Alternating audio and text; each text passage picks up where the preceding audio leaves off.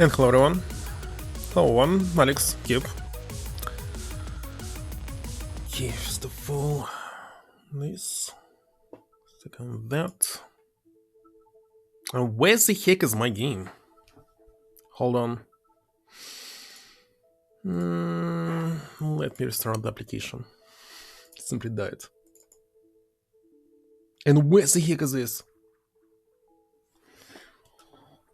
Oh yeah, I forgot. Sorry, I disconnect the cable and connected it back. And to reconnect this cable, I must go, damn it, back, the back room, and change it. So, hold on. First of all, I'll start the game that you cannot see, but there will be some background music. Second, I will connect the cable.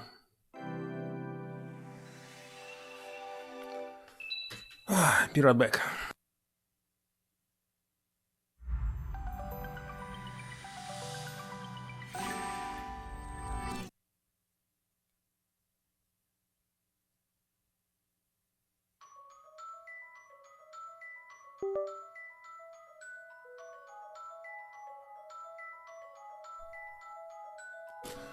Alright, back. Now let me change the button screen. Well, how am I? As usual. Nothing new.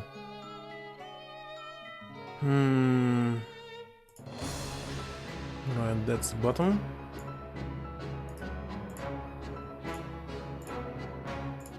Hold on.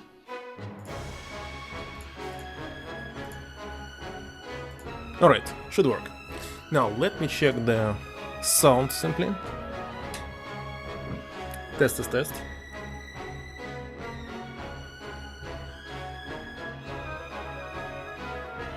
The sound is working.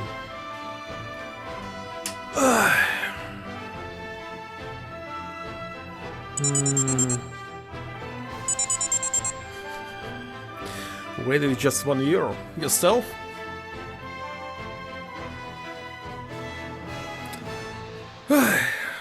Let's see.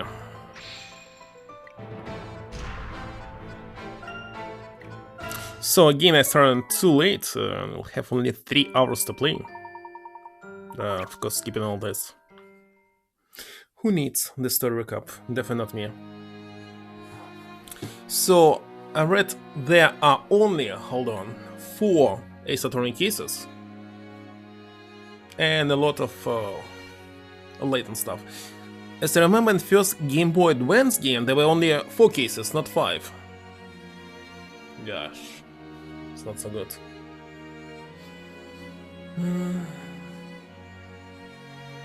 Bolt, Saturn, and Stupid Lure. Attorney. Kinda, what am I supposed to do right now? And where did I put my... No, here it is, stylus.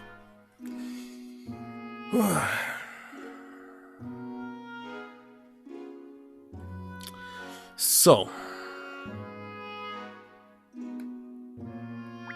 Oh yeah, inside.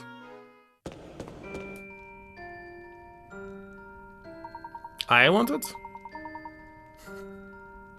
Personally, don't care. I don't like that it's a spin-off and not the whole part of the series. Just standalone, it's... Let's not remember anything what happened before, etc.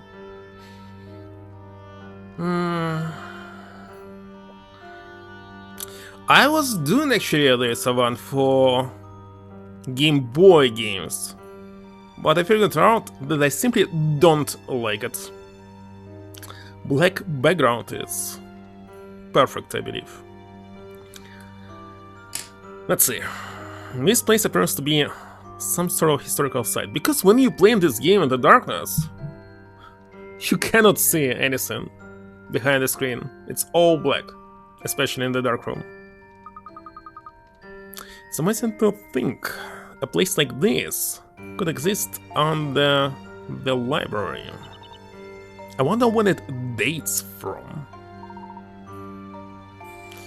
I actually believe that the world here is out of place and out of time, so it's not dated. Everything happens here at the same time, the past and the future. But again, they're supposed to explain it somehow, like have amnesia here, because they're drugged or something, I have no idea. That moral, it can't be.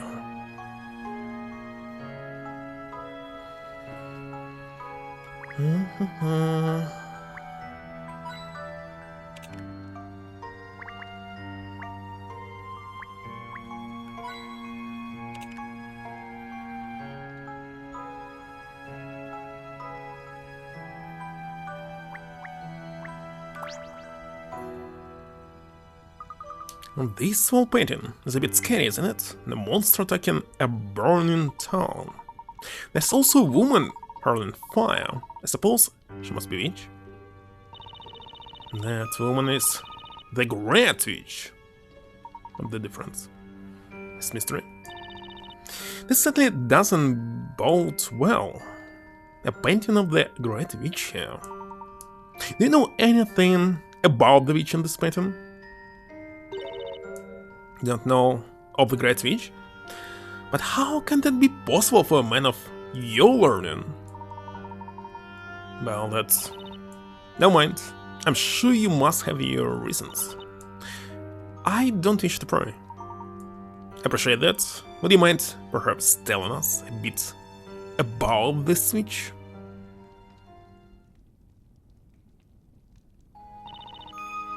The woman in this painting is the Great Witch bestseller. This reminds me of Umineka game. And this painting depicts the infamous legendary fire that she caused. The legendary fire. She is the witch in charge of all witches, whose very existence poses the greatest threat known to Labyrinthia. The Great Witch Bestseller cannot be considered the same as other witches, by sort of progression. She is the root of all Labyrinthia's wars.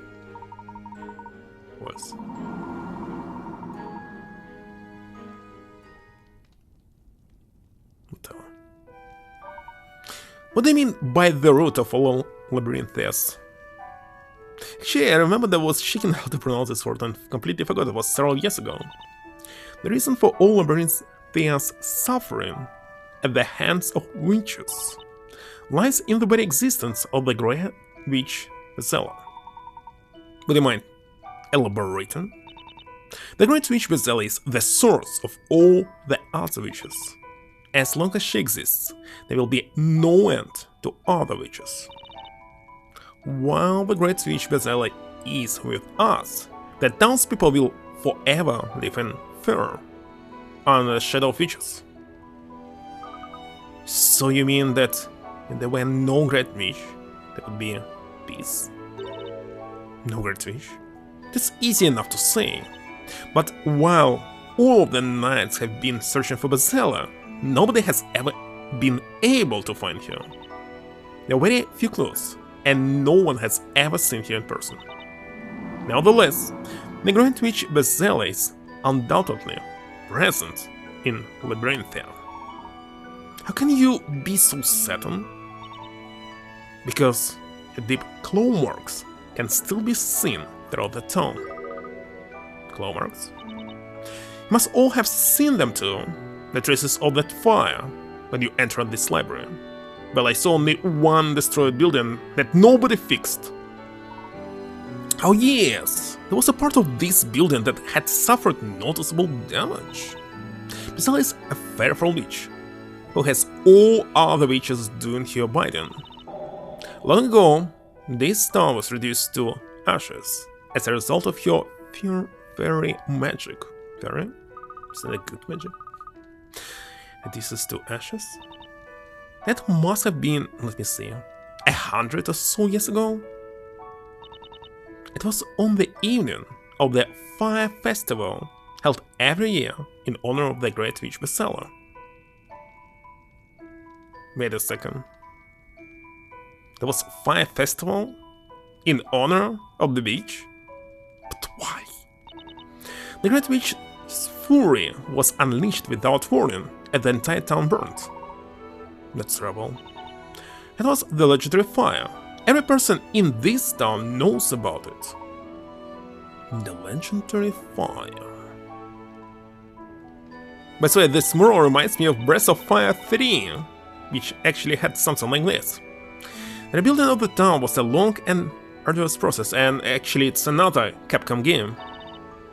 And all the while, the seller must have been watching and laughing from the shadows. That's awful. Even now, the legend of long ago continues to cause real suffering amongst the townsfolk. Can we have some indications? To think that a painting of that fearful witch could be right here, in the basement of my beloved library. Is a dune here of all places.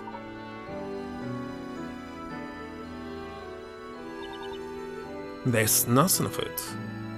I'll just have to have this room still shut.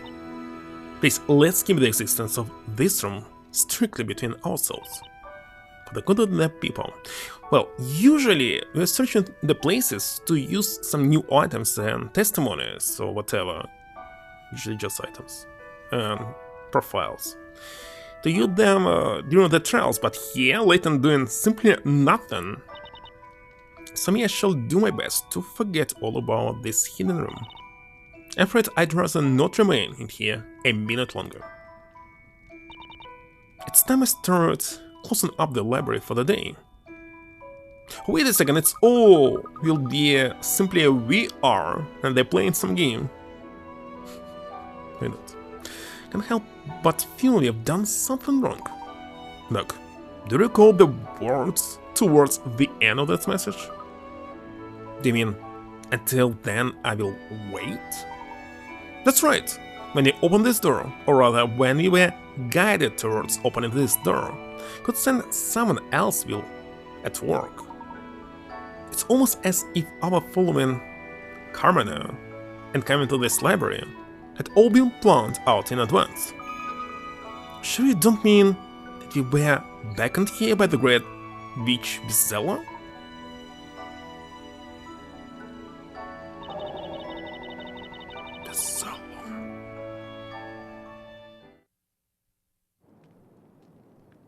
She'll be the one?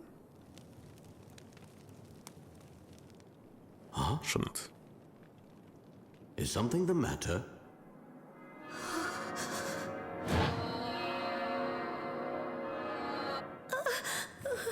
Are you feeling all right, Espella? Bizella, Estella. I'm fine, really.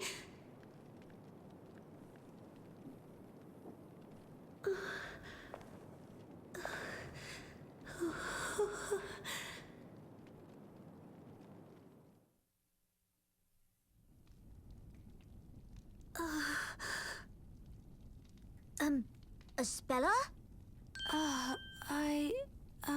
Yes? What is it? It's just that, well, you've been so quiet. Oh, it's nothing.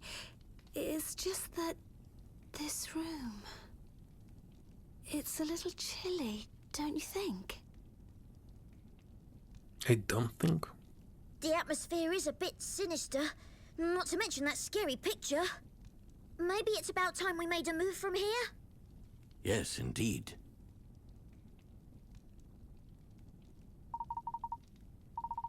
And those words at the end of the message. Wait.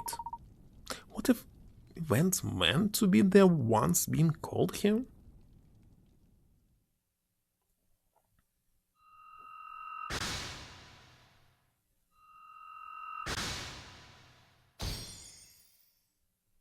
What's this?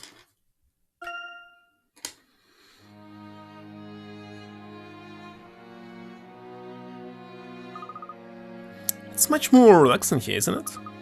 It felt so intense and claustrophobic down there. Yes, it certainly did. But it has been full of surprises. Not only did I meet up with you two again, but I also found that mural in the library. It seems that this town really does hold a mysterious secret, doesn't it? What shall we do now?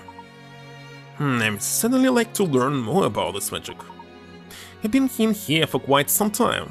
Must be getting late. Hello, Sam.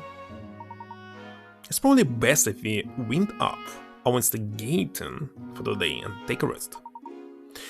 You must both be feeling tired. Yes, I suppose you're right. I'll be happy to do a little more investigating with you two. But I have an errand to run before it gets too late. Still up for investigating further. Whatever the puzzle, I'm ready to solve it. Look, I could hear your tummy rumbling from here just now. Look, I'm pretend I'm not a little hungry. I haven't arranged accommodation yet. Why don't you both stay in the bakery? There's a room free, so I'm sure you'll be alright. And Mrs. Eclair would love to have you. What they say? Well, if you put it like that, I'll be delighted to stay. Thank you, Speller. And there's all that delicious bread too. Looking forward to it already. Professor Layton, do you have to be going? Yes. Sorry for all the trouble it puts you to. Not at all. Although I still can get used to there being a secret room under the library. It's been a while since I last met someone capable of solving my puzzles. And as I promised, you have my permission to borrow that grunt rumor. If you have any need for it in the future, please do drop by and let me know. Thank you very much, Miss Mystery. It's been a pleasure. There's just one more thing. I have all of the Labyrinthia's puzzles stored here in this library. So this old woman... As you can see, with investigations here in Labyrinthian, hold on.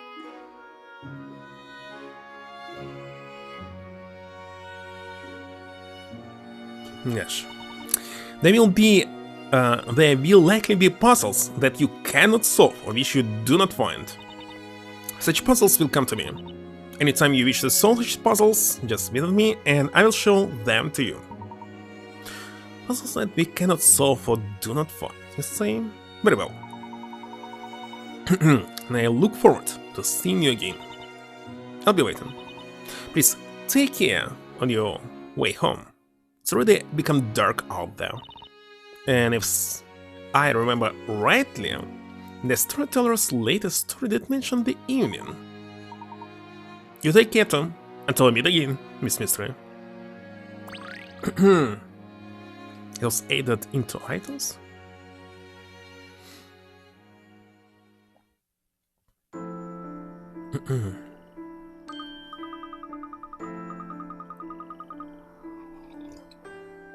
Wow, it's already this dark out here. Didn't realize you were in there so long. Look as if it must have been raining up until a moment ago. The ground is still wet. Yes, and that reminds me of what Mrs. Eclair was saying before we left. She said, you might want to hurry. Looks like it might rain at any time. Let's get a move on. You too, Speller. Hey, where is she? That's strange, she's not here.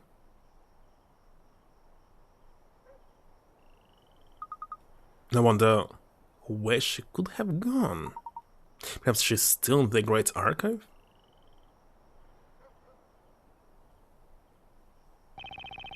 Slowly does it, step by step. Oh, it's two still here? Can you let me through? I have to look up. Hello, dear. Have you seen a Speller? If you're looking for a Speller, she left while you were still talking to Miss Mystery. I wonder why. She said something about having to buy some milk, even though it was still raining. Oh yes, I do remember Mrs. Eclair asking you to get some milk for the bakery. It was raining, you said? Yes, it started raining about the time you all went down to that library basement. When the Speller left just now, did it look as if the rain was about to stop? Oh yes, she left a message for you. She said to go back without you. Will be important that she's supposed to be wet? She didn't have to go alone, especially in the dark. I'm sure she'll be fine. If it's only milk she needs, and she can get it at the market. It's not far, so she should be back soon. If anything, I'll be more worried about you two being there once in danger. You know, in the story it said there were two companions. If your work is finished, then I suggest you both go home. Don't want to get caught up in anything. Look, why don't we head back to the bakery and wait for Spella there? I suppose so. I guess she'll be alright, right?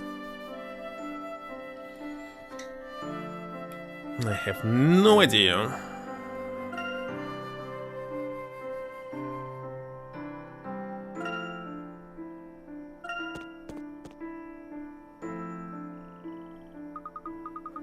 Professor, I smell freshly baked bread. Whatever that could be Mrs. Eclair's work. I wonder why do you need have a freshly baked bread at evening when there's no customers, it will be night. Let's go inside. Yes, we could. Although, we could also take a walk around the town at night. If there's nothing else you'd particularly like to see, perhaps we should head back in. What should I look here? The puzzles, you mean? We can always check them in the library. Isn't it?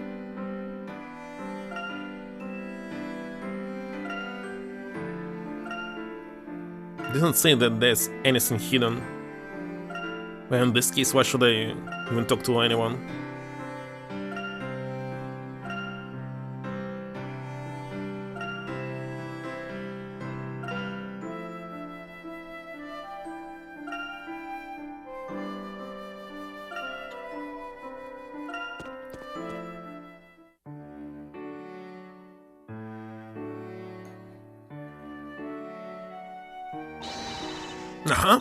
Welcome back. I prepared the evening meal already. Oh, it looks great. Hang on, where's Spella? Afraid we were separated when she went to get that milk. Has she not come back yet? Oh dear, maybe I was asking too much of her? My apologies, I should have stopped her, had I had the chance. It's nothing you need to worry about, Mr. Layton. The girl knows her way around. I'm sure she'll be back soon. Let's go ahead and eat while waiting for her.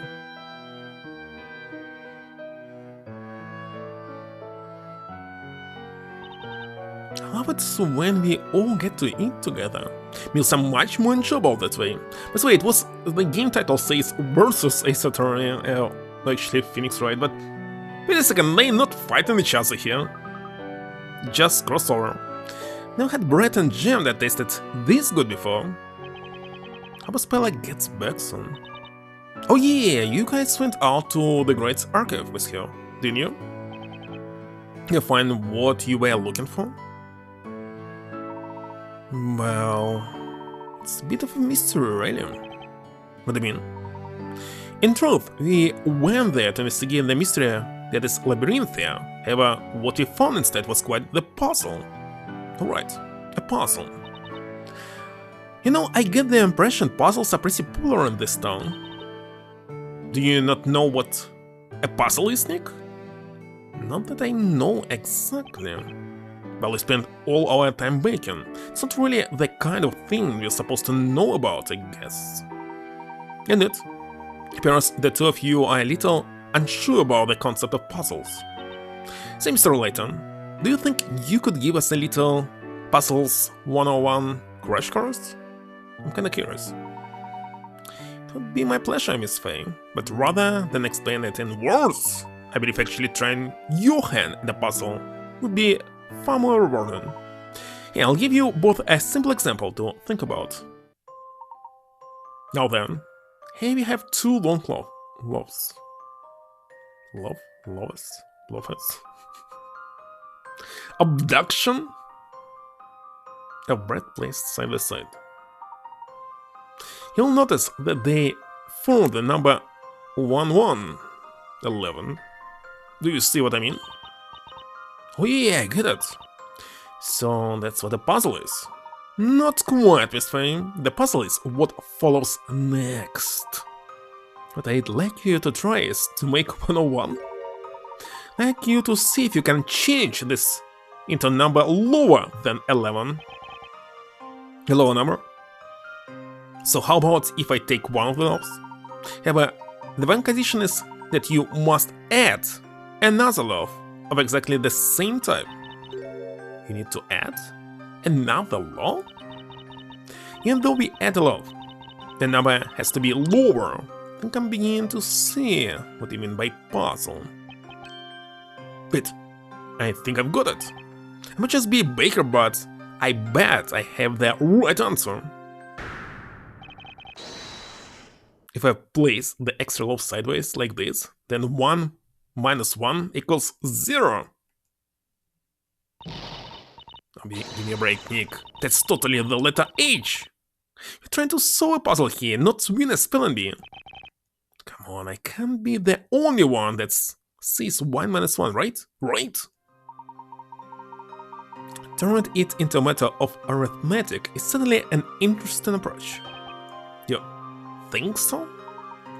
But certainly, that's precisely the kind of flexible thinking needed for solving puzzles. Now, let's think again. Take a seat and leave this to a pronic. How about this? Just take this new loaf and... ta-da! Now that's 1 minus 1. Hey, eating is cheating! It will be my new phrase, eating is cheating. Really? Because it feels more like winning to me. You're full of surprises, Miss Faye. Didn't expect that kind of innovation. I solved the puzzle and enjoyed the bread. Win-win. But didn't Mr. Layton tell us at the start that we need to add another loaf of the exact same type? Oh, seriously? That's right, unfortunately. I'm afraid I can't accept this as a solution to the puzzle. You're alright, but is there really another, better solution? Well, what do you think? Can either of you think of a different solution? What the heck is different solution here? Why H is not solution? H easily can be if you use not a is it decimal system? But something else. More than hex. I'm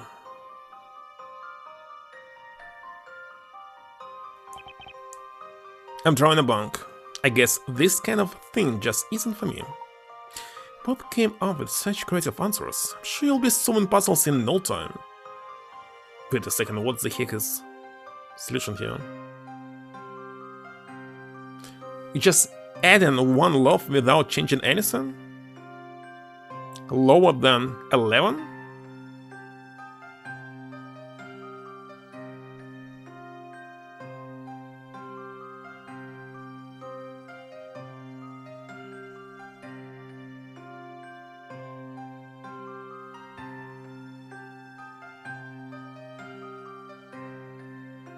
Well, technically you can make it 2 sideways. But now it's time for the solution. The important thing in this puzzle solution is the angle of the loaf that is added. If the new loaf is placed upright like so... What the heck? Okay, then it's the number 1.1, right? Yeah, that's right. That's a lot lower than 11. Whatever. Exactly. When solving puzzles, there's never just one correct method. I have a question. How the heck you can put loaf or bread like this? It's like putting a sheet of paper by its side. It's essential to think flexibly and try many means to solve it. Sometimes critical thinking is the key to success. Right. So what do you mean? These puzzles are really something else. Well, if I see another puzzle like this, I'd still rather eat my way to the solution. You know, I don't think I'm cut out for bringing Boston bread puzzles like this.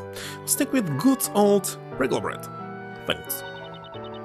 Because we're ace bakers. Ace bakers. I guess we're better suited to you than using our hands than our heads. Is that so? In truth, I can't help but feel you both a little out of place as bakers, if you'll pardon my saying so.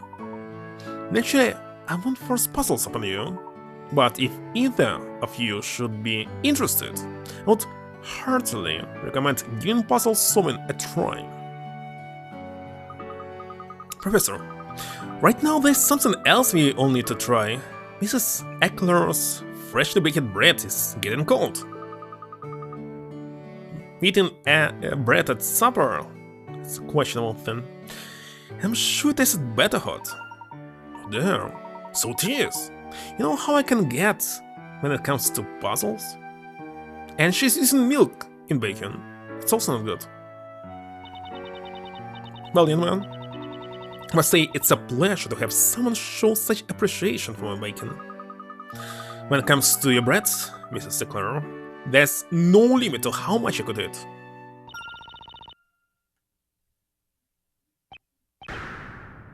Look, you shouldn't have said that, he said.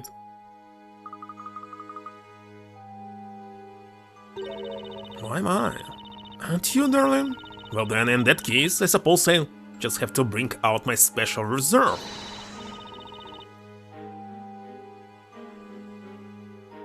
Hold on a moment, just go and fetch it. It's cute. Right, I think it's time I started preparing tomorrow's bread. Oh yes, me too. I'm sure it must be that time already.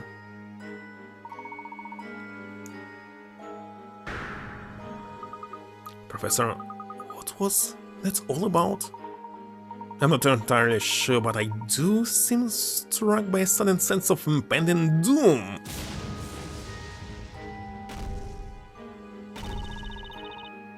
Sorry to have to. Waiting. There you go. Have it. Eat. But be warned. I won't take kindly to any leftovers. First of all, bread is not good for your health, but eating so much, it's instant death. The sloth. Wait. Where did those two go? Smile, Mr. Wright.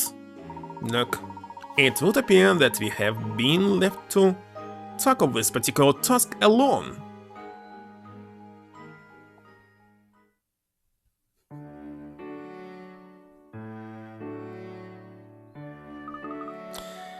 I'm stuffed. Supposed to be dead. I real this must be the most bread I have ever eaten in my life. Wait a sec. Just realized. I finished eating, but Espella still isn't back yet. She went to the market, didn't she? And what the heck is this out of progress? Oh my, customers at this late hour? I'm sorry, but we are closed. That's him! That man over there! So he's the one? He's him? Just a minute. What do you think you're doing barging in here like this? It's an aside, madam. It's a matter of urgency.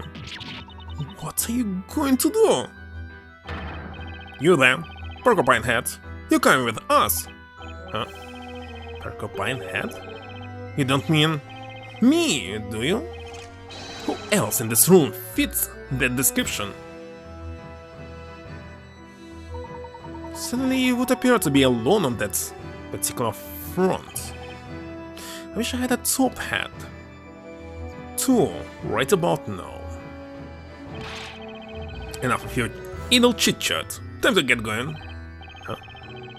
What do I mean? Well, it should be quite obvious.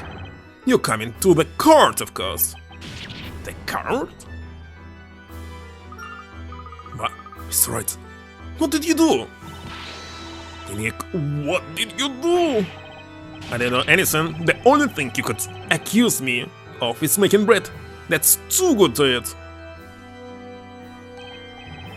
This man is not the one who is on trial. In that case, why is Mr. Wright being made to go to the court? That's simple, because the girl has requested him. Of course. Girl? What girl? Actually, the girl facing trial for this evening's crime. That's his witch, Mrs. Bella Cantabella, no less. Buns? Don't remember when I last time was eating bread. She ate it once this month. But why? Oh, it was some kind of soup. Lobster soup or something. That's so many. Why the heck are they saying that hidden puzzles are 0 if they're kinda hidden? Let's see. It'll be case number 2 out of 4. Whatever.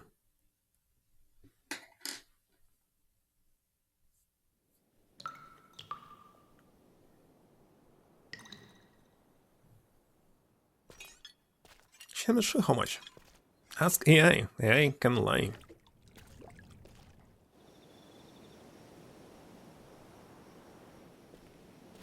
Let's see, will I see anything important here? Don't want no fuss and we don't want to hurt you, alright? Yeah, She killed the stone? for your money, that's all. And you'll give it to us, won't you, without any fuss? So, storyteller created criminals.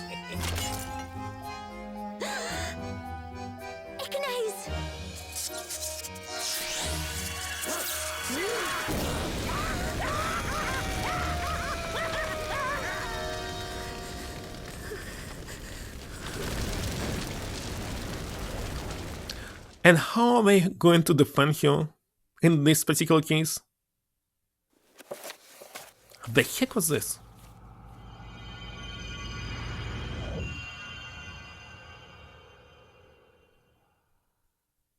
Nice.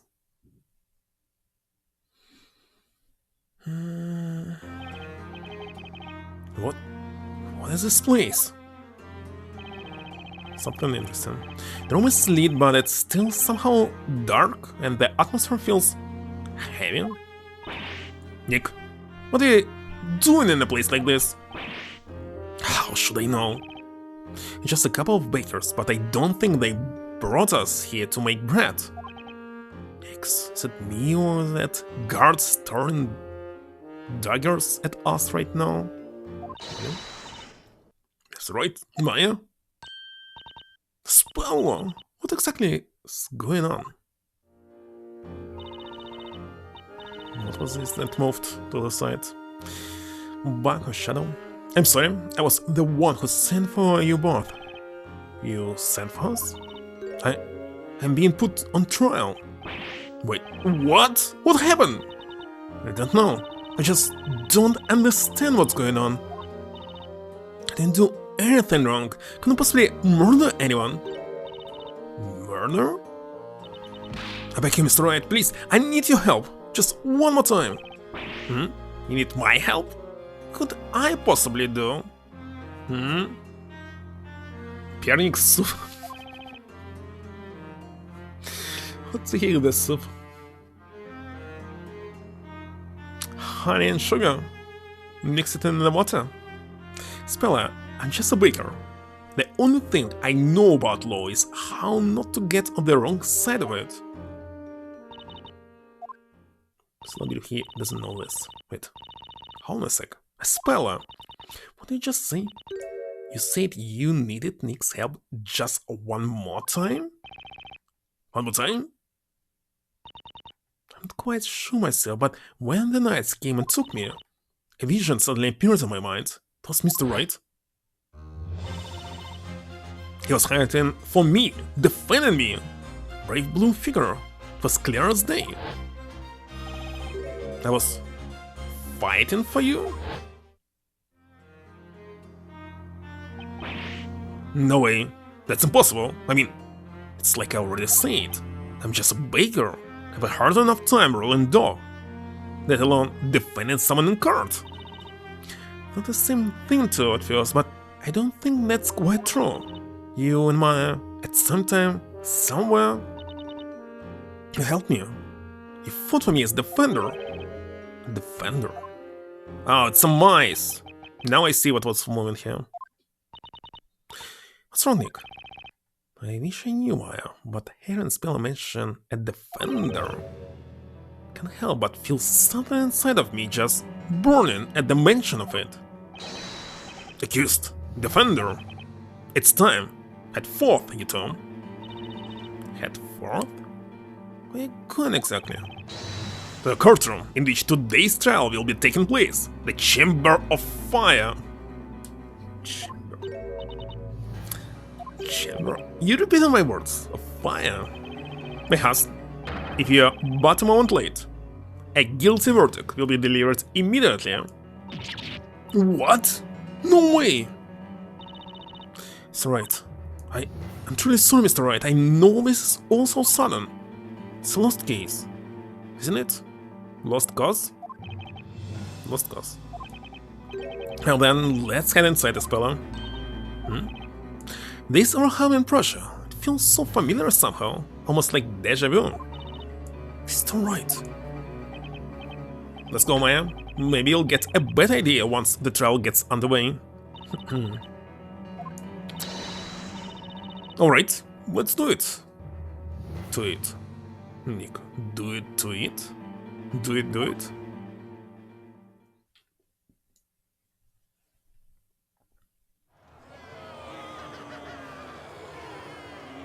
What is this heat? It's like an oven in here. I will now pronounce the verdict. This court finds the accused guilty of being a witch. No! I'm not a witch!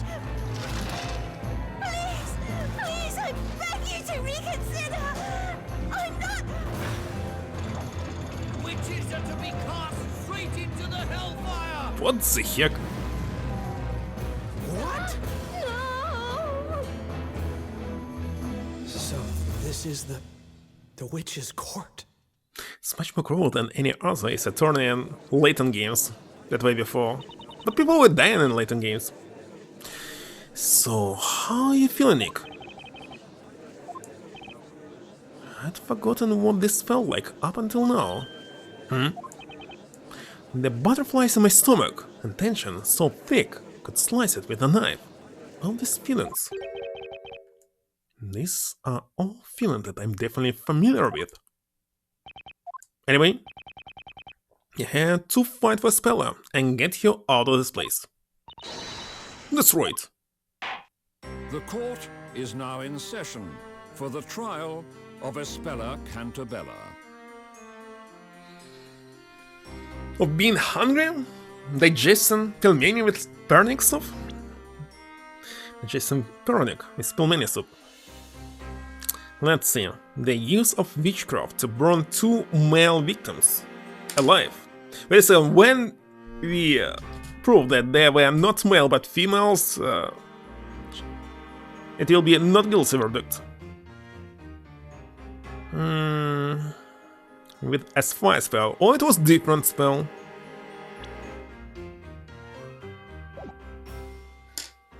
Defender, Yes, Your Honor?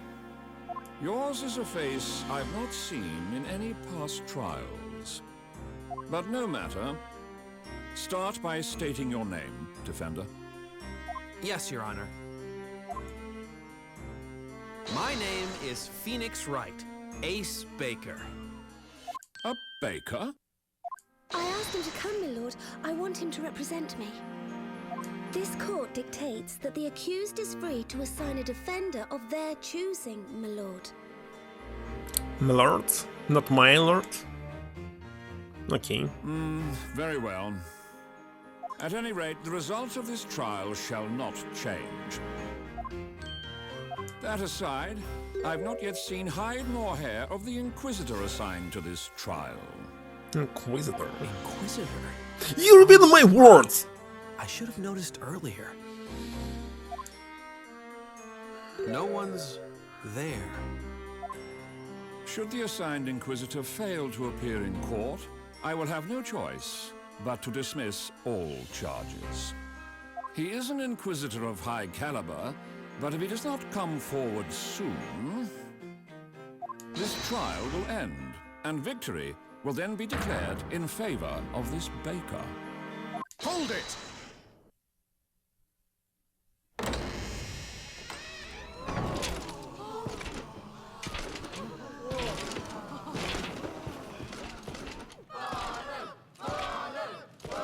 Are they going to show his face?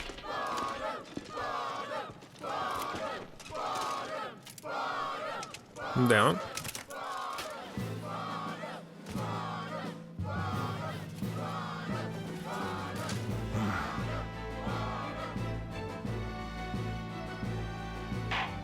Knights of the court, I have but one question for you both. Are you prepared to cross swords? Actually, I had another idea for this, much more interesting. There would not be Inquisitor. She'll automatically get an guilty verdict. In this case, they needed Layton to be a prosecutor here. But no. In this case, they would justify versus system, like it was with Smiles, Network. I, Inquisitor Zacharias Barnum, am indeed prepared to do battle, my lord. Zacharias Barnum. Something amiss, Baker? Sorry, Your Honor, I just didn't realize we could have swords here in the courtroom. It is the way of the court knight. A knight must always Cravat. ensure that he rides with a blade at his side. Now then, state your name, Sir Blue Knight. Huh? My name's Phoenix Wright. I'm a baker. How many times will they make me say it? A baker? Nick, quit with the long face. You look miserable. No need to waste your breath. This trial will be over before you can utter a single objection. For the security of all of Labyrinthia, my blade shall rend your defenses swiftly and without mercy.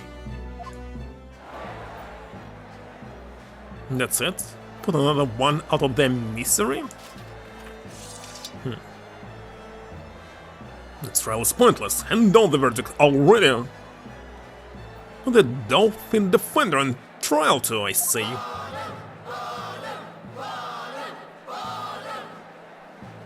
What the heck can they say Barnum now? Oh boy. What's with all this excitement? I hardly think this was a courtroom. The crowd doesn't seem very interested in law, that's for sure. It's like they're all just hoping for a guilty verdict. Inquisitor Barnum, you may begin your opening statement. As you wish, my lord. First, let us begin by recounting the events leading up to the murder. Is that acceptable, Sir Apprentice Baker? As you wish. The murder occurred this very evening. Yesterday, there was heavy rainfall in the area. Eventually, it gave way to sunshine, which came just in time for the day's parade. Although a few hours after the parade ended, the rain set in once more. It must have been when Speller and the others were in the Great Archive. Continued to rain until just before the incident, which took place on a small path leading to the market. The accused had been out doing some shopping in the market. She returned home on that very same path. And on that fourth path, two monks named Ropes and Monks are said to have accosted the accused. One could assume the accused simply acted in self-defense. I see, Ropes and Monks. Those two have appeared in court a number of times in the past. So why the heck they're not behind the bars? Who executed? 2 rocks, huh? There were several times here. 2 is more than enough. So far, it may appear that the accused was more the victim, however, the situation soon changed. That's right, the accused is Spella Cantabella. Not only and mercilessly murdered his 2 assailants, Well, that girl, isn't she? I always knew she looked suspicious. Not so loud. Yikes. That's word excitement again. I believe we now fully grasp what happened. It is getting late already, let us begin the trial. Inquisitor Burnham, you may now begin. As you wish, my lord. Inquisition will know her eyewitnesses. Eyewitness. Testimony regarding the night of the murder. Eyewitness testimony, huh? Looks like this trial is finally getting underway. Can't back down now. I have to fight. But I'm just a simple bread-making baker? Even a simple bread-making life? The situation is more twisted than a pretzel. Not panic. And I'm smack in the middle of it. But I have to do this to save a speller. Okay, let's see if I can untwist this testimony. Put this thing to bed. To bed?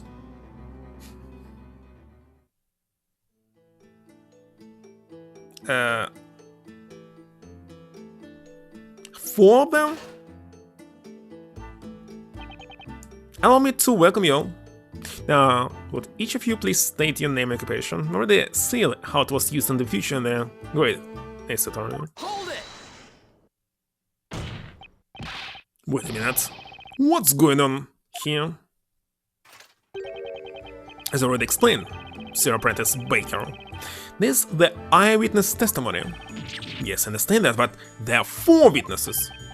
Indeed, this many people inside the courtroom could pose a health and safety issue. No, that's quite what I meant. Witness testimonies are supposed to be done one by one, as in one witness at a time. What are you talking about, child? You'll be here all night if you did that. That's right, young man. Have witnessed the very hand of fate reach out to us this evening. Are they hurrying on this alone, perhaps? These flowers won't sell themselves at night, as much as my boss wishes they would. The path to knighthood is an arduous one, but I remain steadfast in my resolve as I travel down this long road. Rubber sword shall not falter. I will be victorious. Who cares? Just question them all at once. We already know the girl in the cage did it. Let's get on with it. You finished this already. Like to go back home and get to bed. Wait a second, isn't it optional? Do you go into the trial?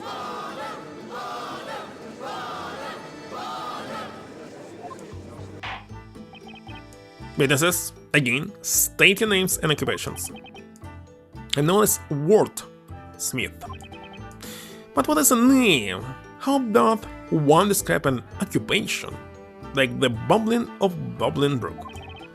I flow gracefully around the rocks in the breeze. That is life. Very worrying in my mind. Right, so I guess that means he's jobless. My name is Mary. And this darling kid is Snowy. So there's 5 of them, not just 4. Snowy and I often travel to the edge of town to sell delicious fresh milk. Milk like that doesn't happen overnight. Arc my hands to the bone, squeezing each drop out. Literally. That sounds pretty frightening. I'm Kira. I'm flower seller. If you would all be so kind, feel free to purchase one of my beautiful flowers at any time during the trial. There's no way I'll sell them all by morning. Oh, the life of a flower girl is so hard. Yes. Talk about a hard sell. So do something else while you're selling flowers, stupid. My name is Knightley. I aim to join our town's order of knights. I study night and day, though I'm still but a mere squire. Joining the Knights of the Inquisition is my life's ambition, and I, Knightley, will do whatever necessary to join. so he's jobless too. Honorable witnesses, I ask that you show this court your best when delivering your testimonies. Now tell us what exactly you all saw on this ill-fated eve.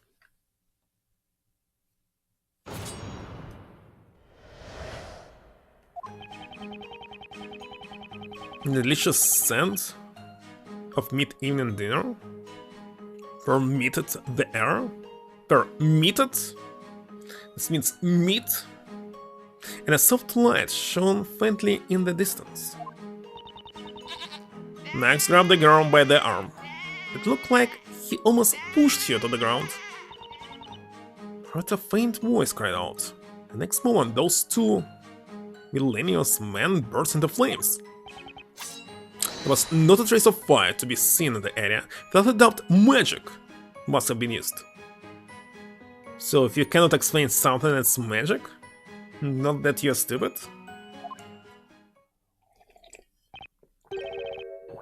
Magic.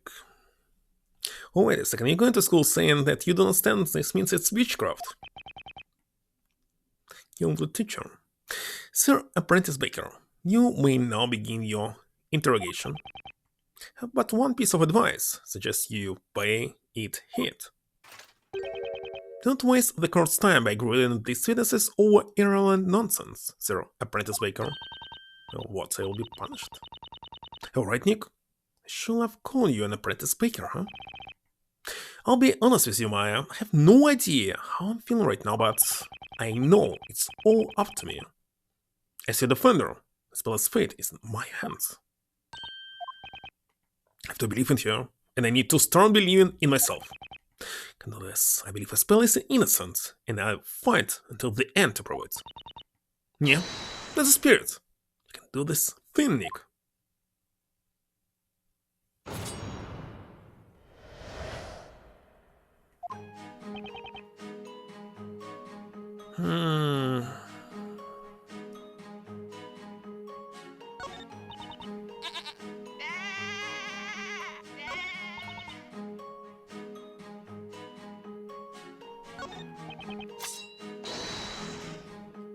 Let's press this one. So here's the hints. Who needs them?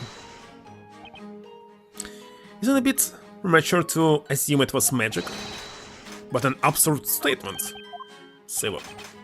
Think about it. The knives were engulfed in flames. In the blink of an eye. The blink of an eye. There's not a single trace of any other fire source to be found in the area. Not a trace. Therefore, there's only one true explanation as to what caused that inferno. And what would that be? I guess magic, right? There's no crime in simply not knowing, but refusing to accept the plain truth. There lies the true crime, Sir Apprentice Baker. Don't understand why witchcraft can be a crime.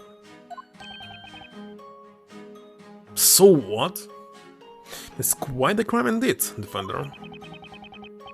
Anyway, it doesn't matter. Just have to find a contradiction in this testimony. No way, spell can't be witch.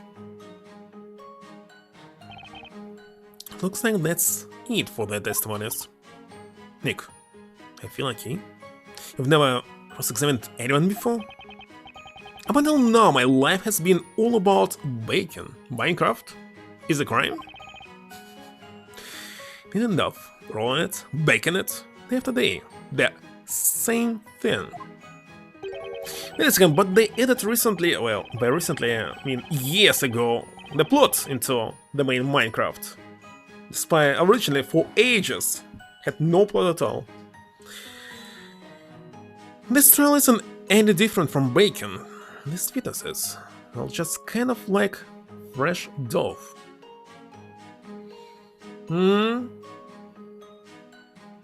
I'm sure I heard about what it's saying, but maybe not. It's our job to rule out the contradictions and bring their testimony into something this court can stomach. If spell is innocent, has to be a contradiction somewhere in these testimonies. And when I find it, I'm really gonna crank up the heat.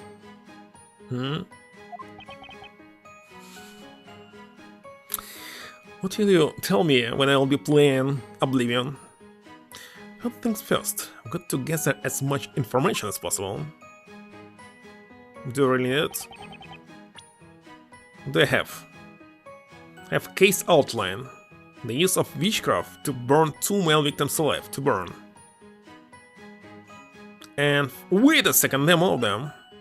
2 victims killed with magic when threatening the defendant. Witness, especially about becoming a knight, currently unemployed. One of them killed her? Killed this too, not her. Witness, owner of farm near the market, seems to have a fixation with God's milk. Witness, flower girl who thinks only about leaving the court as soon as possible to sell her flowers. Knight, she is the killer. Witness, mysterious old guy, totally detached from reality.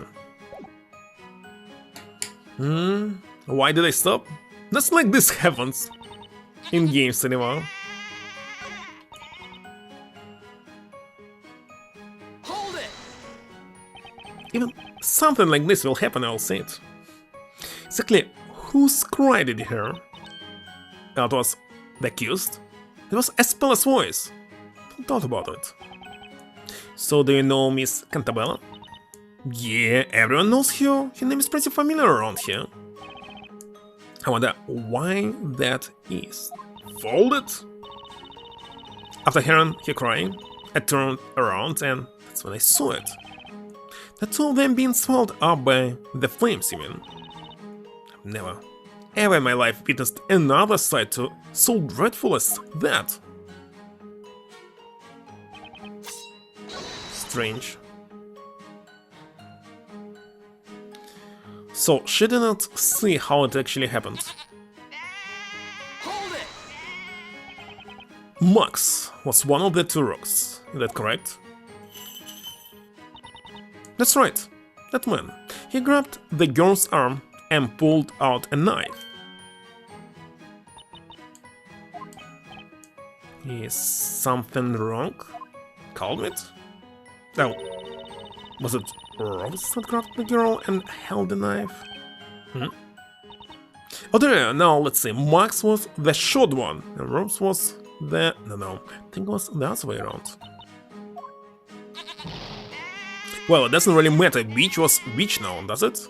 How am I supposed to keep track of those ruffians?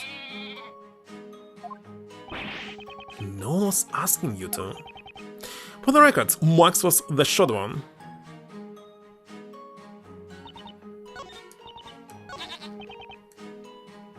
Hold it! What time would that be exactly? Dinner time? When else would the scent of dinner be in the air, if not dinner time, do you see? Right. Bolted! Not so much. The sun had already set by that time, that should be adequate. Strange that in Russian school they say that dinner is actually lunch. Dinner is something that you eat after sunset. Sun had already set. Hello, Monte Carlo.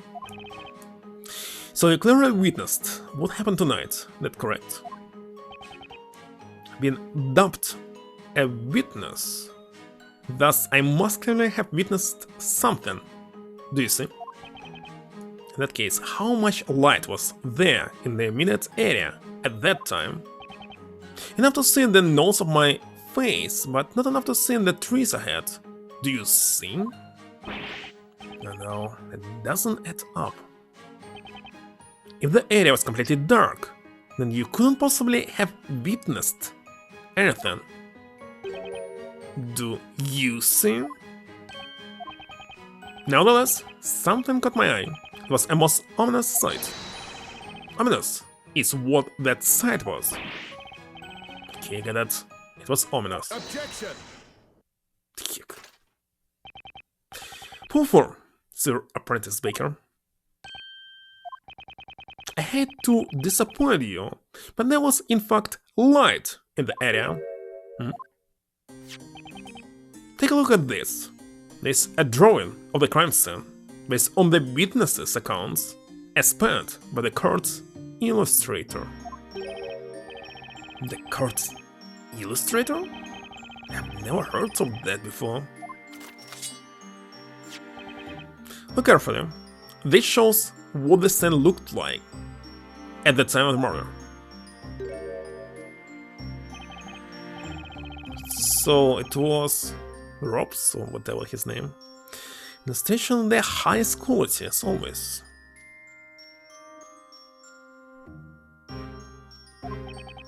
Now then, we have established that by the time the murder occurred, the sun had already set. And so naturally the defendant was carrying a firelit lantern, as we can see, so there was actually fire. A lantern? Eureka! Indeed! Yes, that's what I was saying earlier. There was a lantern, I say. Please, I totally forgot. Though, to be honest, I did not imagine it would be necessary to present this, but...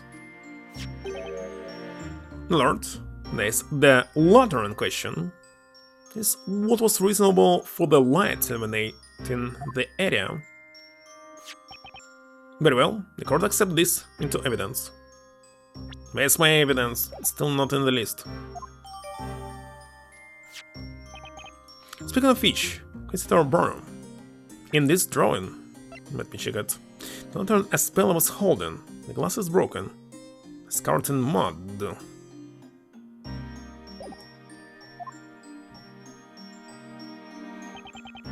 The accused seemed to be holding a milk bucket of sorts. What became of this? This one is holding what? Wine bottle? Net? It is a strange case indeed, my lord. That bucket seemingly disappeared for the murder scene. The milk bucket disappeared, you say? There has been talk of wolves living in the nearby forest. It is thought they often make off with the items they find on the ground. Great. House, that's still your stuff. Remind me to never set foot in that forest. It's quite me, Nick. You've got new evidence now. Oh yeah, guess you're right. What about this picture? Can I get it? You know, Nick, you really don't look like just some normal run-of-the-mill baker. I'd say you're more like a somewhat articulate run-of-the-mill baker. I think you might even have a knack for being the defender. It's a clear contradiction somewhere in the testimony. I'm going to find it.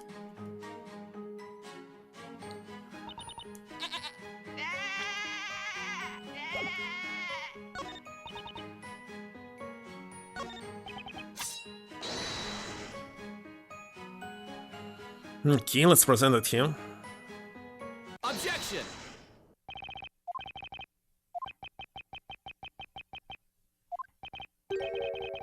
What is the matter, defender?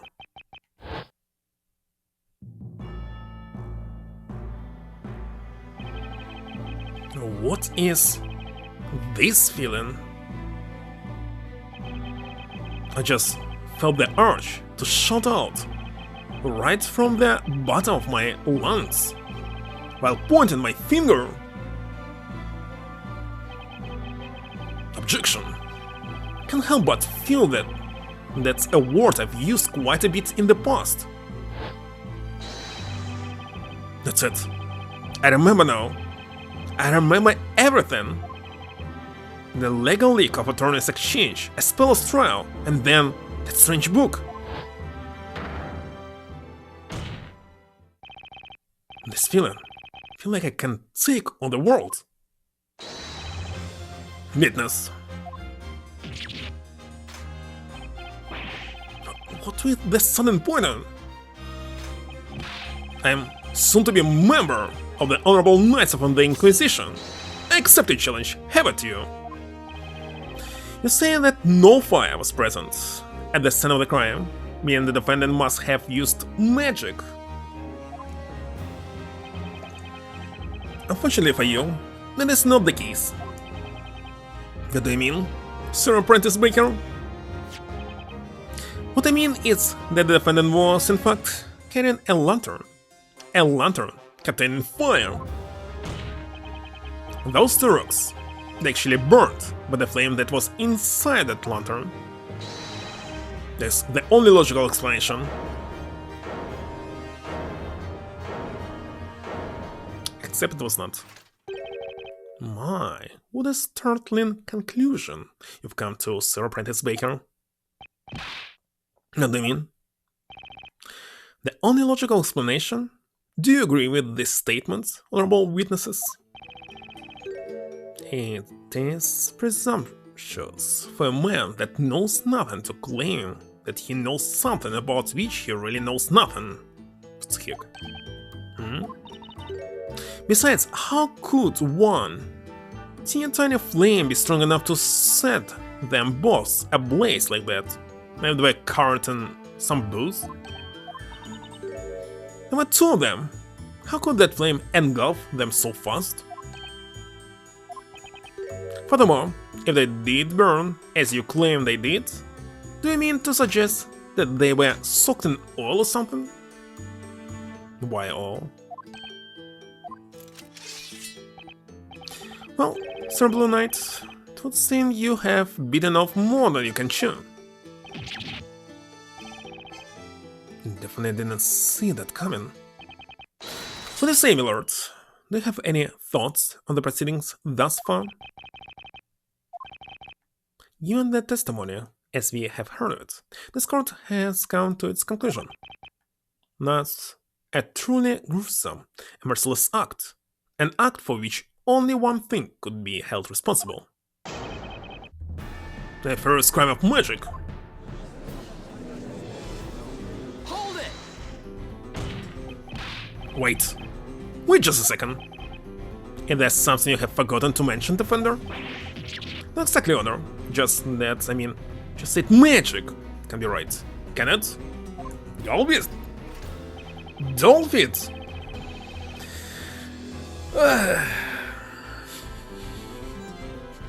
What is suggestion, Sir Apprentice Baker? Sold it!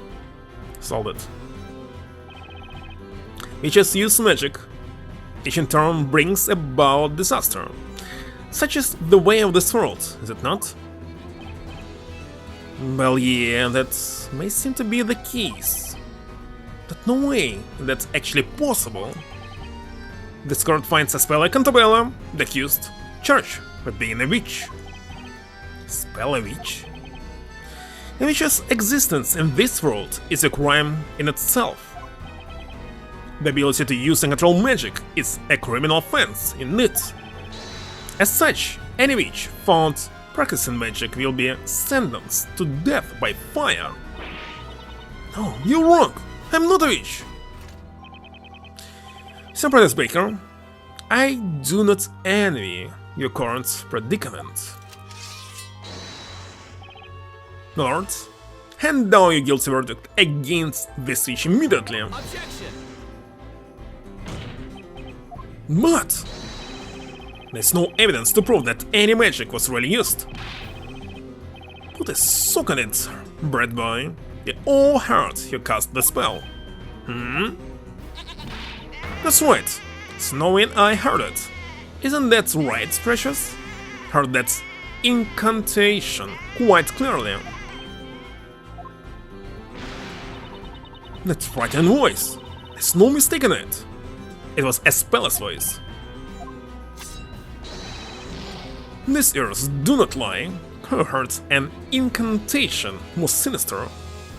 Ignites, it meant. Incantation? Ignites? Some god. Just can't warp my head around this topsy-turvy, otherworldly card. Well then, it would seem the defense has no further objections. It appears so. The court finds the use of magic at the time of the murder to be an undeniable fact.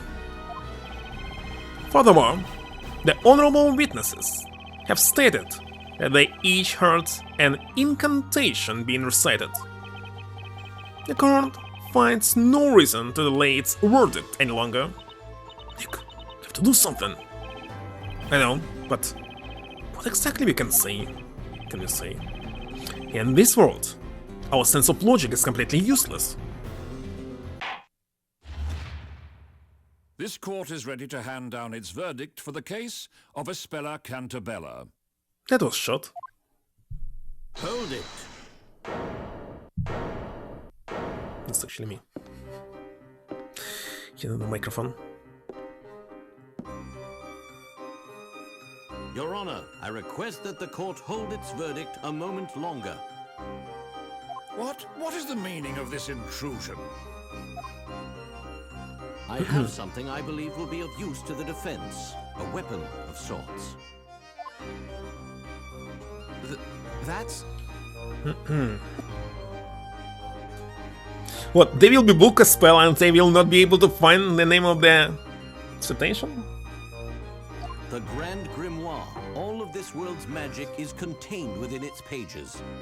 Without it, this trial cannot reach a satisfactory conclusion. The Grand Grimoire.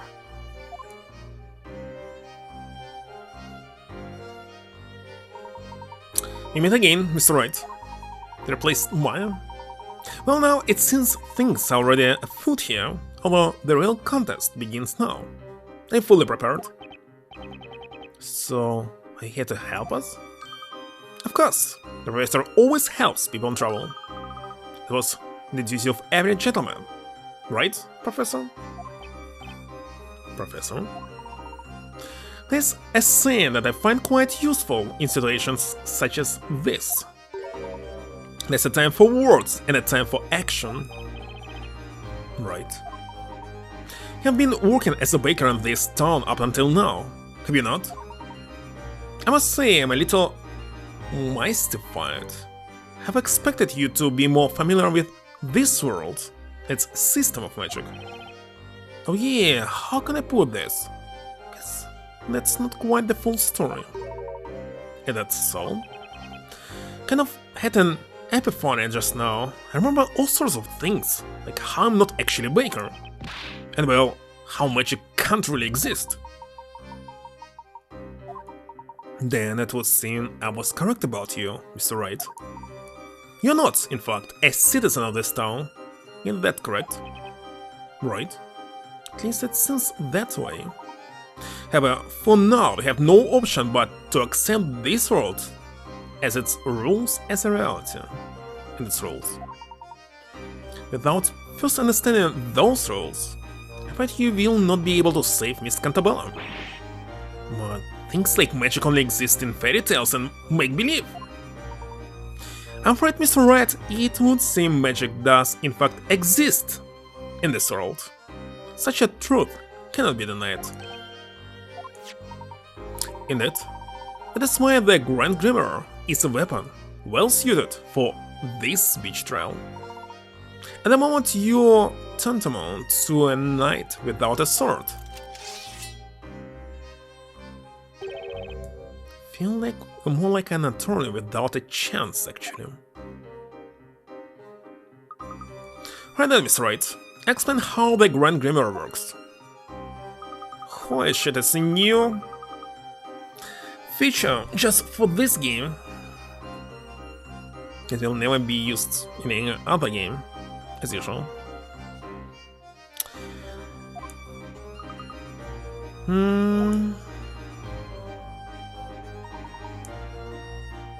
You'll be able to present spells from the Grand Grimoire in which the same way you would present evidence. Really? Ignite? What they said? Something different? Not the same. Someone's a cycle of flame with a 1 meter radius for the caster, who has an incantation and scepter to cast. Scepter? It's a Giga Scepter. So you cannot use the spell without scepter. But of course, this book will surely be a most important asset for us in this trial. That reminds me. I've gone ahead and bookmarked the spell Ignites for you. Ignites. The anti-magic spell. All of the witnesses say they heard, right? Nick, should take a look at that spell. They already did this. The Defender has been given more than enough time. It would seem this trial has reached its end. Is that understood, Sir Apprentice Baker? This case is quite straightforward, with very little room for doubt. The witness's testimony, coupled with the illustration of the time of the murder, makes it quite clear what must have occurred. This murder was the result of magic. And furthermore, the caster of said magic was none other than the accused. Scepter or Spectre was inside the milk? That's Sir Apprentice Baker, if the truth. Must you go back to bacon, for I believe your days in the courtroom have crumbled. Is everything okay, Mr. Wright? Yes. It would seem that photographs do not exist in this world. Photos don't exist? Guess that makes sense. The old time period and all. The sketch drawn by the court illustrator, therein lies your final chance, Mr. Wright. My final chance? I understand the witnesses have already finished their testimony. However, what the heck is...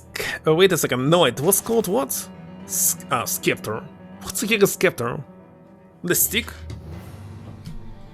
Let me ask.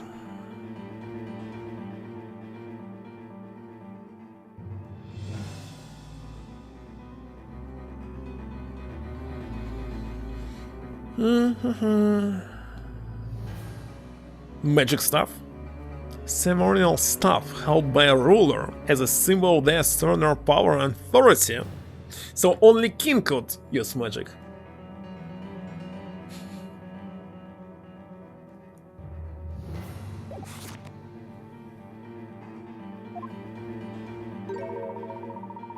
You could perhaps find a clear contradiction within this illustration. There's another contradiction. In that case, I still hope that I can turn this around. Mr. Wright, have to hurry! Look, the judge! Trying to kill somebody. Looks ready to deliver his verdict any second now. This is it. It's my last chance. What should I do? Hold it! Call it. 1 second, Your Honor. The defense requests permission to have another look at the court illustration. I think there might be a contradiction in there. Objection! You're already out of time. All testimony and evidence given thus far has been proven to be accurate. Objection!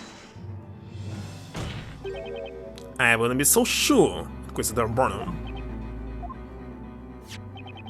There's just one thing you're overlooked. A piece of evidence within this book.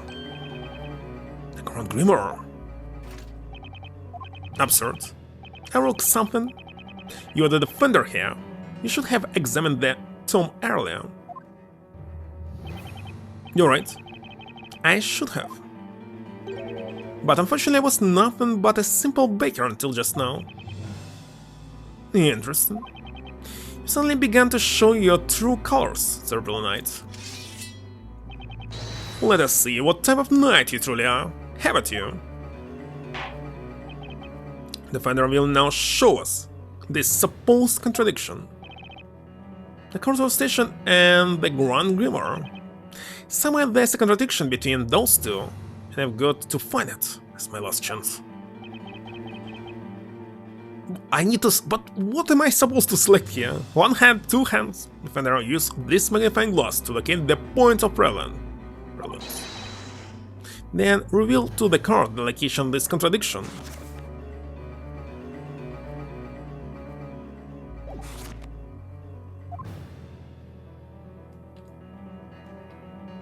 But I use stylus around then.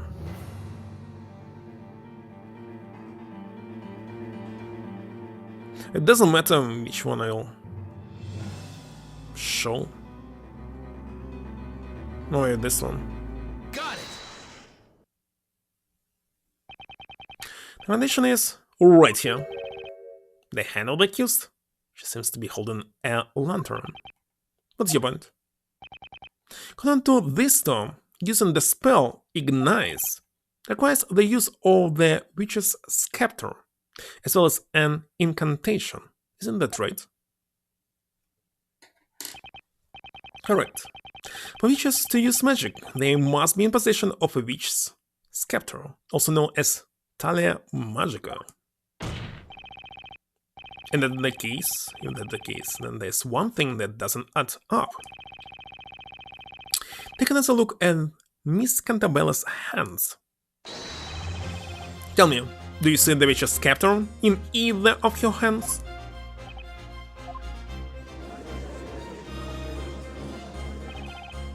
There we go.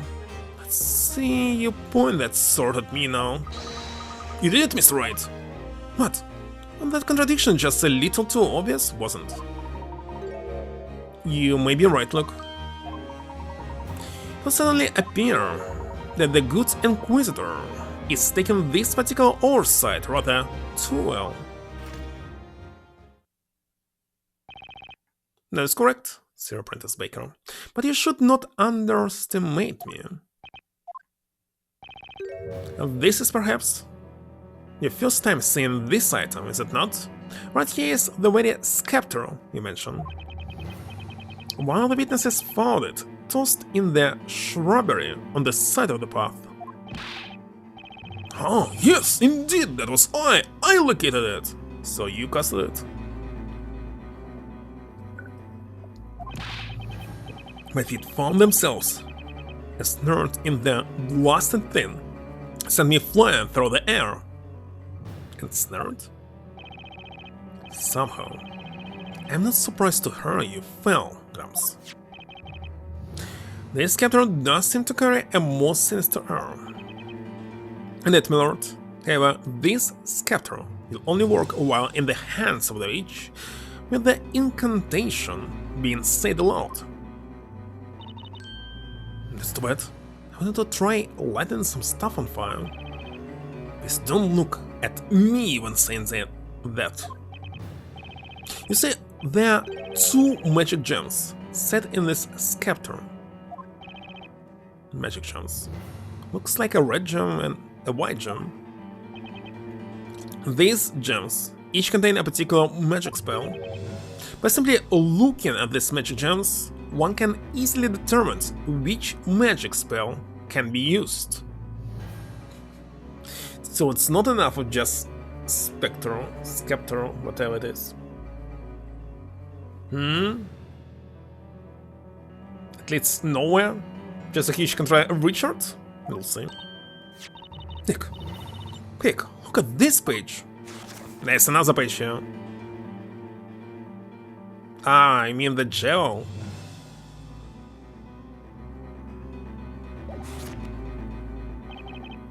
And that's the red magic gem? Indeed. The red gem you see here is the spell Ignites, and if you look carefully, you should notice that this scepter also has one more spell that can be used. One more spell? It must be the white gem. Wait a second, isn't it blue? It's right, I found it. Here's the spell for the white magic gem. Okay, let be white. Causes anything the caster touches to vanish from sight. Simply chant Amaria to make it reappear.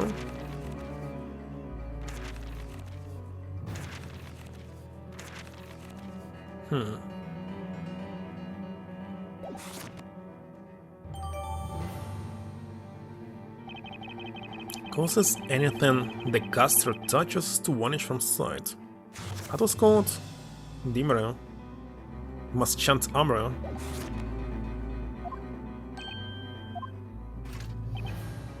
I see you managed to work it out in that crusty head of yours.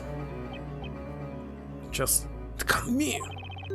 The reason the witch's captor couldn't be seen is because the magic spell Dimera had made it disappear? That's right. In other words, the accused conjured a cowardly spell to camouflage your own use of magic. No. No way. Order! Inquisitor Barnum, please submit the scepter into evidence. Objection! Hold on, please. The problem, Sir Baker? Okay, I understand this is a witch's scepter. However, whether or not the scepter was in Miss Cantabella's possession has not yet been proven. What are you talking about, Sir Apprentice Baker? What, fingerprints? Is it obvious? I'm talking about fingerprints. Supposing Miss Cantabella did in fact handle this witch's scepter, then her fingerprints should still be on it.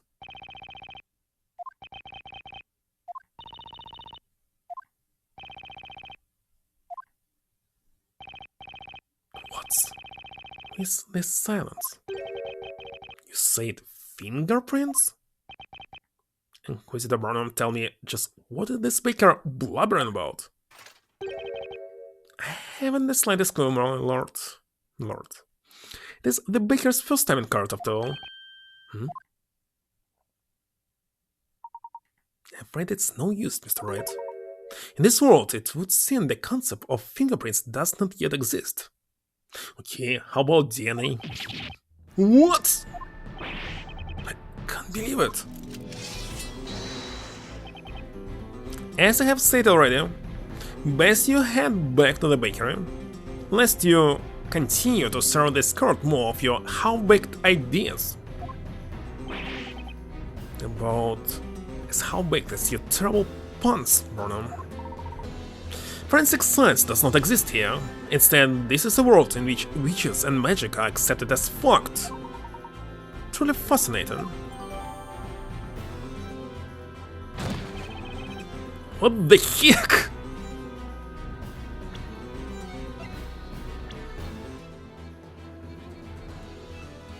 Alright, let it be white. And so what? And this pointy thing that I need to use. There are just way too many things I don't know about this world. Mr. Wright, I believe you may be able to take these things you don't know and use them to your advantage. The Inquisition believes there's no room for debate on this matter. The accused currently attempted to conceal her magic. Better luck next time, Sir Apprentice Baker. Perhaps your next love will not leave such a bitter taste in our mouth. Now then, Lord, I believe it's time. Ask that you render your unwavering verdict. Objection.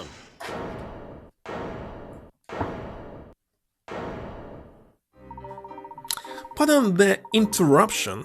May I have a word, Inquisitor Barnum? Of that.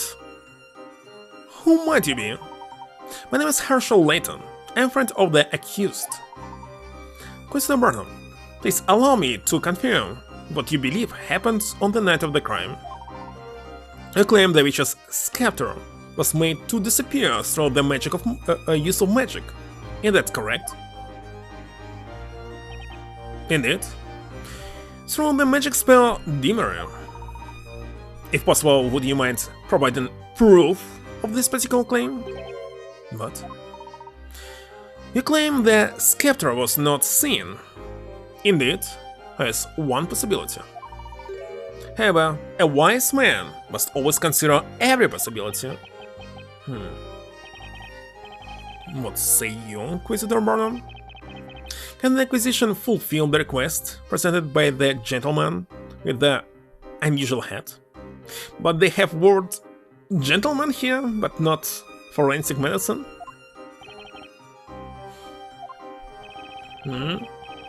Cast fire spell on Judge? And this Goblin Grunt? Problem is, there's no witch here. The Inquisition cannot honor this request for proof. If you are certain that the accused is not a witch, then the burden of proof lies at the feet of the defender.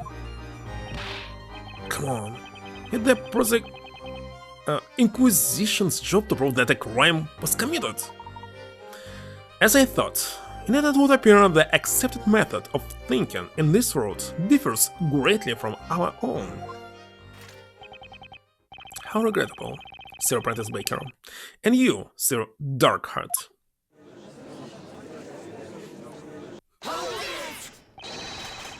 Inquisitor Burnham, sir. Should required, I stand ready to lend my testimony. Would anyone care to purchase any prayer testimony flowers? Got a lovely array of bewitching lilies. Snow and I will not be dismissed so easily. It's actually loud. We came here to expose the identity of this witch. Isn't that right, Precious?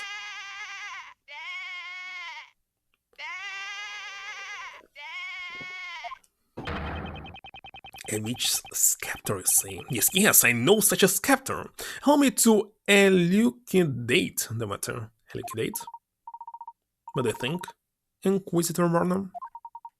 Your witnesses appear to have something to say on the subject. Very well. Most honorable witnesses, I grant your request to testify once more. Tell the court all you know regarding this Talia Magica. Well, if somehow managed to keep the trial going, you won, Sir Darkheart. How about the Grimoire before? Please, Mr. Wright. Mr. Layton will suffice for the time being.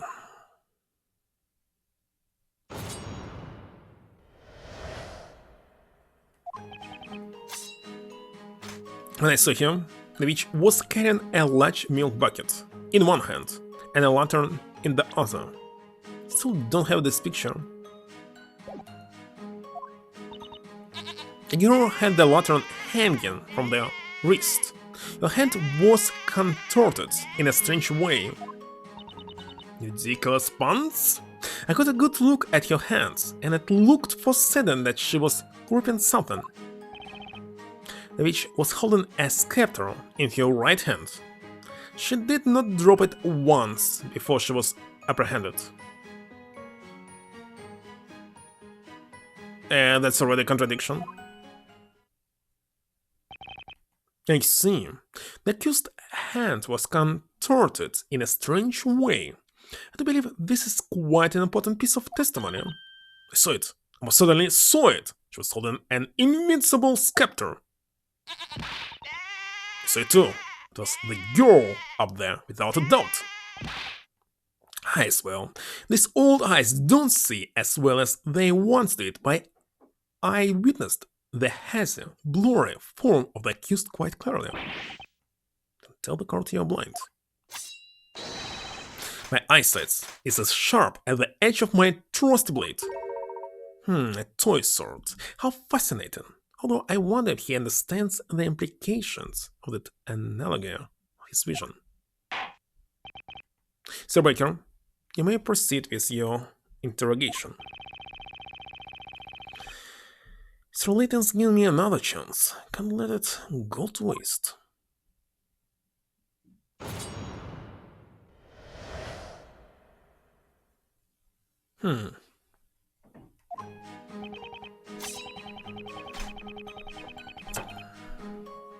Well, definitely just need to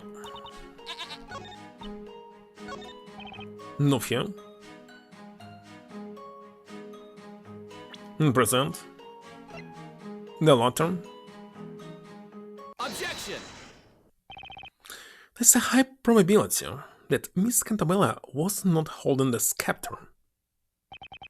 But if, for the sake of arguments, she had been holding it, she would undoubtedly have dropped it at the time of the incident.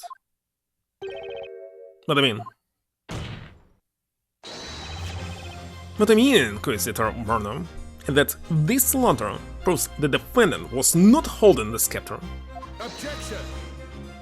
What foolishness are you spouting, Sir Apprentice Baker? The lantern's handle was around the accused's wrist.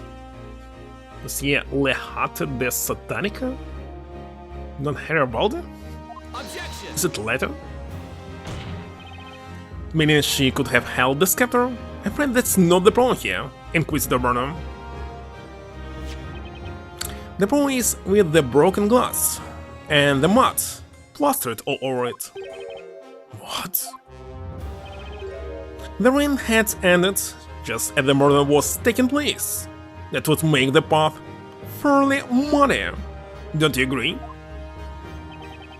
When the thieves grabbed Miss Cantabella by the arm, the lantern must have fallen into the mud. The lantern fell into the mud? Why, of course! That makes sense, doesn't it, my little snowy warrior? Well, what I say, Inquisitor Burnham? If she was holding the scepter at that time, and all the time as well, that would mean that when she dropped the lantern, the scepter would have fallen along with it. What's going on? Inquisitor Burnham seems speechless. The defenders managed to turn the things around, even though he's just some baker. Now I'll tell that Phoenix is actually the Witcher? No way, we're the Witch accomplices. No hit, they're just trying to trick you.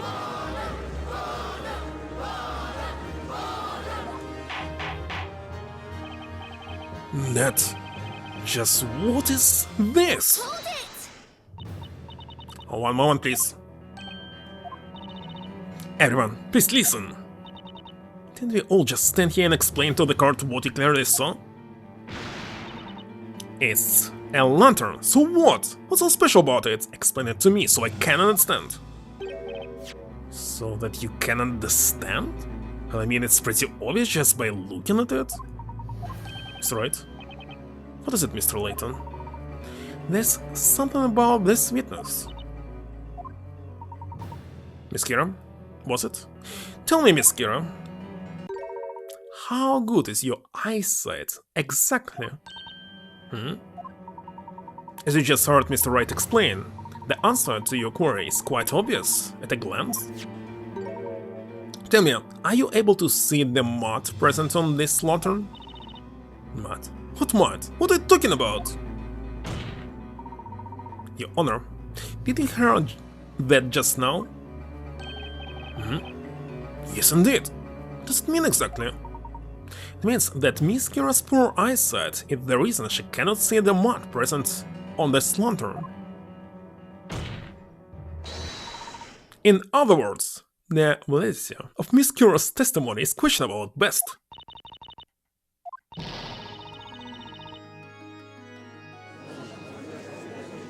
Who the heck was killer here? The order in the cart! What is the meaning of this? It looks like killer only can be female, not male. Let's say you in your defense, witness. Highly recommend you give us nothing but the truth. The god? Sorry, Inquisitor Burnham. It's true. I need to wear glasses all the time, in fact. And they have glasses in this world, but not forensic medicine. You need to wear glasses? Aha! Now that you mention it, I did notice something odd about you today. Thought you looked familiar. Gone is the mist that clouded my mind. This place, clarity. Then, a pair of spectacles are as valuable as a shield to a knight. Make haste and procure another pair. Now then, Miss Kira, tell me, at the time of the incident, were you wearing your glasses? No, I was not wearing them. The truth is, I lost my glasses a couple of days ago. You lost them? So your glasses were missing during that time of the incident. Mr. Wright, might recommend that you keep note of this fact. Could prove useful later. Got it.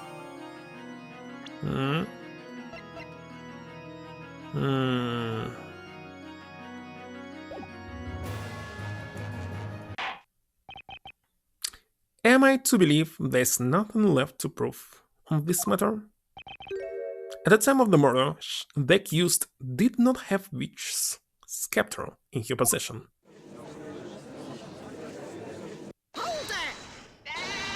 Wait just a moment. Snowy and I have much more left to say. That's right. My trusty sword of justice shall cut through this witch's treacherous lies. I may have lost my glasses, but I haven't lost my will to testify. Ulrika, I remember now. Old age has a way of sneaking up on me. I'm sure you must understand.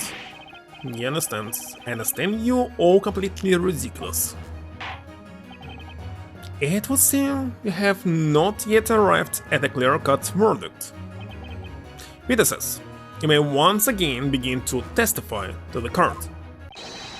Tell us about the scepter and how it was used in the detestable display of witchcraft that you all witnessed tonight.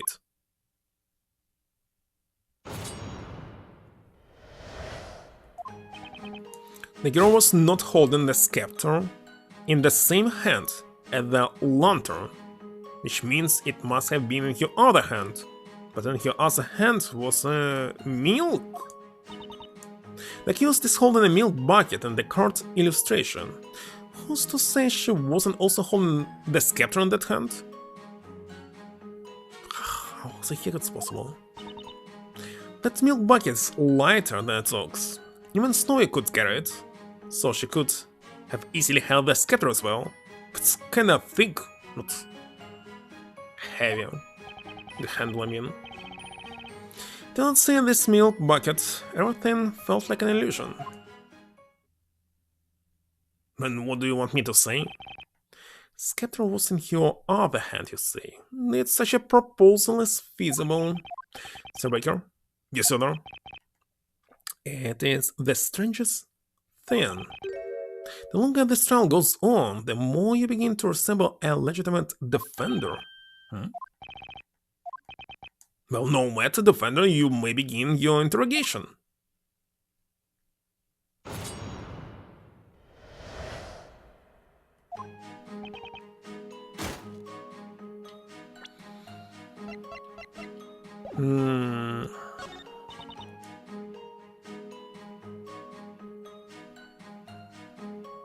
Hold it! The court illustration. That's right. Judging by this sketch alone, it does look possible for you to have held the scepter.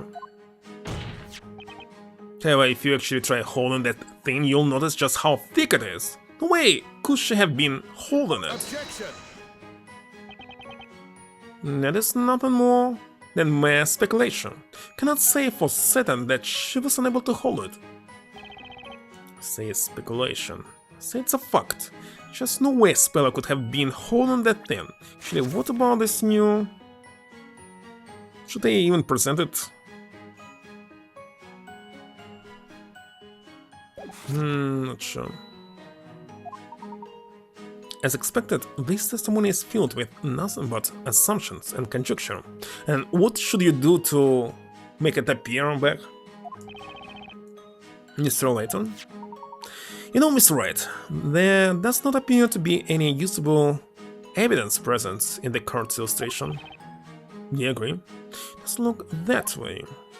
The milk bucket ended up disappearing from the stand.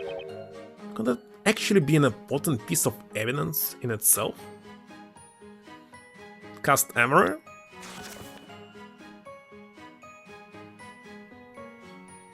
Hammer seems like reappear. Wait a second. Ah, you send Dimere to disappear and chant Amara to make it reappear. Now I see. For some reason I didn't notice it. Didn't pay attention to the text.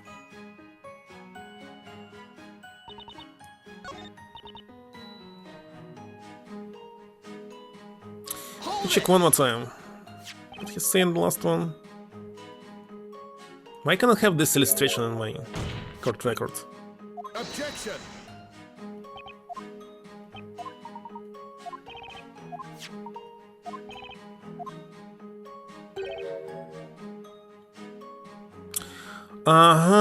So bucket was scepter was used to hide the milk bucket? But why?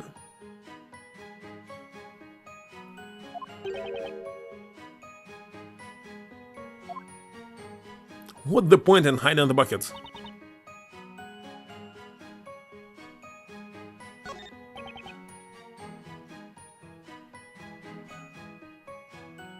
Hold it! You didn't see the bucket? Indeed, naturally there was no way of me noticing the witch before the crime occurred. My mind was placid as the most placid of placid lakes. But like the early bird on its morning hunt for that elusive worm, my senses remained vigilant. I do realize the other witnesses have all testified to having seen Miss Cantabella's carrying that bucket though. And when you have journeyed as far as I have through life, find all is but an illusion. That is, except for Lord Storyteller, of course.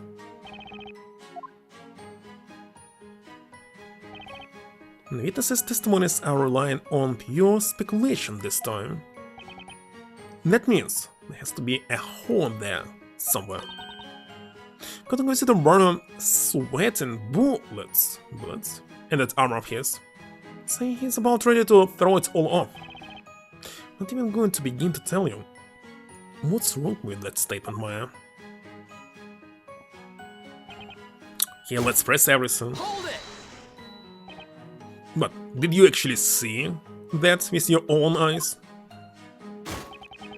Alas, magic's wild embrace hid the scepter from my sight, so I did not see it per se. However, through my years of nightly training, have learned to see through such cunning trickery. Is that so? For example, this morning I found myself unable to locate the whereabouts of my trusty blade. Its location was a mystery, so I tried my hardest to think and remember where I would have kept it last. And before long, behold! It transpired I was carrying my trusty blade in its scabbard all alone. Life is riddled with such trickery. When you say life is riddled with trickery, Nick? Only if we were talking about my life, Maya.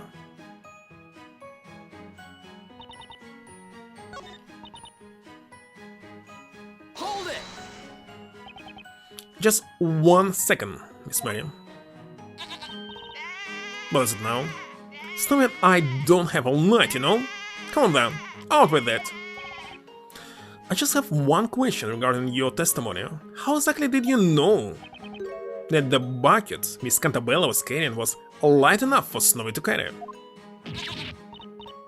Well, she killed them. You see, the girl always uses the same bucket whenever she comes to buy milk from us. Naturally, I would have seen that bucket countless times before. You've seen it countless times before? That doesn't answer my question. You specifically said the bucket is lighter than it looks. Miss Mary, at some point tonight you must have held that bucket yourself. Now then, please enlighten us as to exactly when you got your hands on the bucket.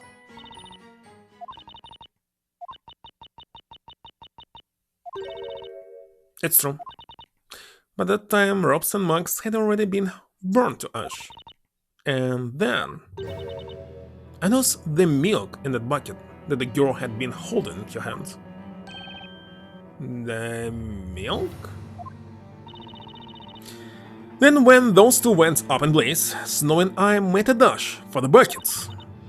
And the girl stood there looking confused. We took the milk from her to make sure it was a key. Unbelievable! Witness, you! Well, it was just so wasteful. The thoughts of all that disgusting ash falling into such precious milk. Fella just had to protect the milk, so I took the bucket back to the farm with me. Madam, do you mean to tell the court that you took evidence from a crime scene back home with you? Should I press here on the last one here? That explains why we were unable to locate the milk bucket in the sun. Oh my, you scared poor Snowy. Here, I brought the bucket with me. Anyway, see? It went tamper with the milk. I'm sure you didn't. The court shall accept this milk bucket as evidence. Looks like that's one piece of evidence for us. Where is it? Alright. Now, will the gentleman with the impressive bird proceed with his testimony? Now must show this milk to someone.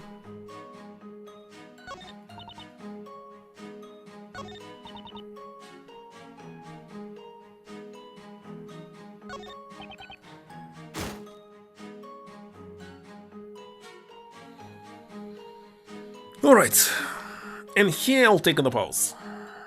For a minute, we've been playing for how long? Almost 2 hours.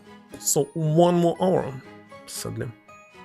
So I was not able to start early, and tomorrow, I don't know, a working whole day. Be right back.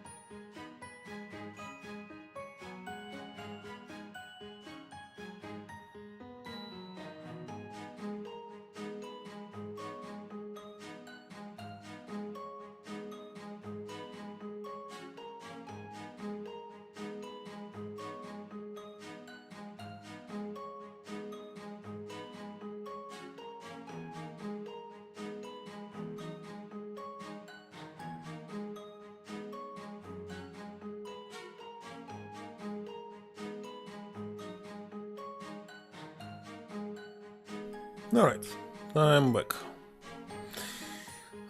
Got milk. Got milk. There's so many products in this world that you simply don't need nowadays. Why do you need milk? Well, it's tasty. That's correct.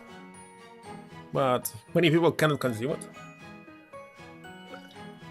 More than 50% of the population of this planet.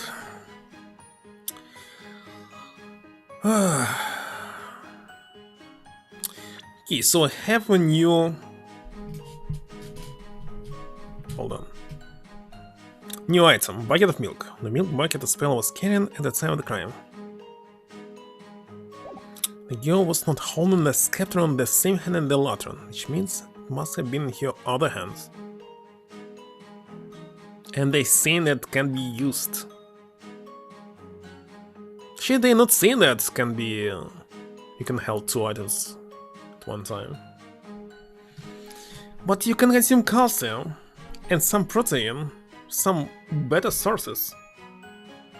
The problem with milk, even if you tolerate it to lactose, which is like 50% of the population cannot tolerate it, it's meant for the like growing some young animals and young humans, children. And when it's consumed by adults, it can lead to acne, for example. Who wants to have acne on their faces? You consume milk, you're getting it. Like protein milkshakes, like casein, that people consume to grow muscles. You can grow muscles by consuming amino acids. You don't need any milk for this. So milk can be replaced, and milk causing a lot of negative things. But about acne, about lactose intoleration, it's in your DNA, you can check it. Can you consume it or not? I can, for example. Bob? Alright, need some props. Hold it! Wait a second, why I press hold it here?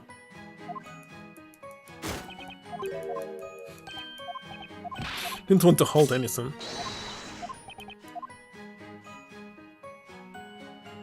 It's not natural to consume milk when you're adult.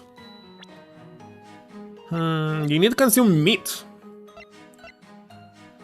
Some meat, there will be plenty of proteins. Objection! All of your testimonies have come to the same conclusion. The scepter was not in her right hand with the lantern, therefore it must have been in her other hand. It was holding the bucket. Yeah, well, that's not it. Not by a long shot. Anyway, I suggest buying amino acids. They're much better. What I mean? Contrary to what one of the witnesses stated, the milk bucket was in fact at the crime scene. And you also notice something about this bucket.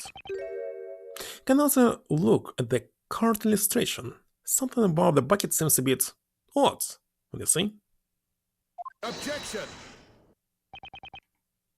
Oh yeah, this illustration was based on eyewitness accounts, so a small discrepancy or two is conceivable. Objection!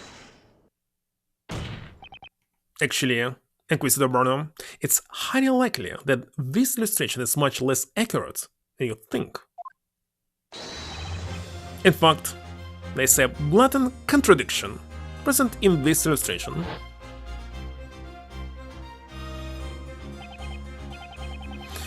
Evidently, it does at first look possible that Miss Cantabella was holding the scepter and the bucket at the same time. However, if you look at the real milk bucket, the possibility goes up in smoke. Investigations? Did you investigate it yourself? There's one simple investigation. Don't drink any milk for 1 month. And next start consuming it on a regular basis, every single day, and check what will happen. There's nothing else to investigate. It's personal for each person, really. So you need only just one single man here, yourself. Done. No need to check 100 people, 1000. Doesn't matter what other people are doing. That's all. So opinion doesn't matter.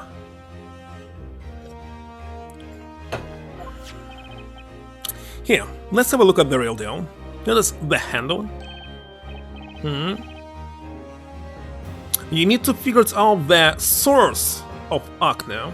For example, you're not washing your face, or have an allergy for something.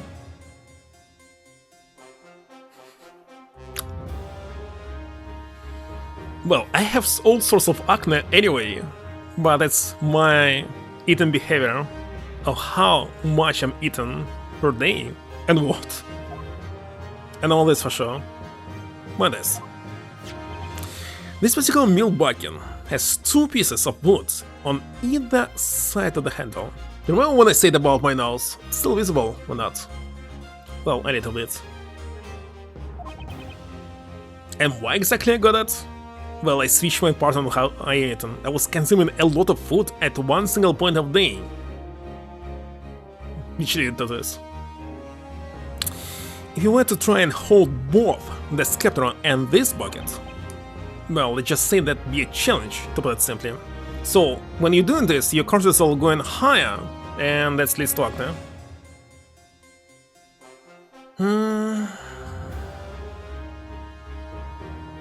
But how it's related to acne exactly? It must be some hormones that lead into this. Let me check. I need the list of every single possibility. The list. Let's see. List me all possible ways to get acne on the face, like food, illness, eating habits. What else? How's it called? Mud? No. It's a different word. Forgot about it. Let me check. Dirt. What am missing? And we'll do a deep research which might take several minutes. Or just one.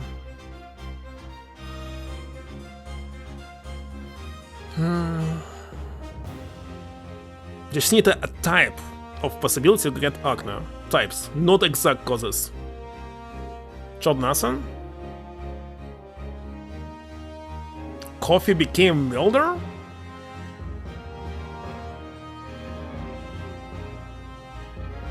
Okay, I found it. No, I need to start the research. It'll take a lot of time, so just wait. Till return me something. Beyond food and dirt. Yeah, I need exactly more type of thing that cause acne. Stress. Stress will be one of them. So actually stress can be caused by anything. When you experience stress, it's raising your cortisol level. And well, that's definitely will lead to acne, but anything can cause stress.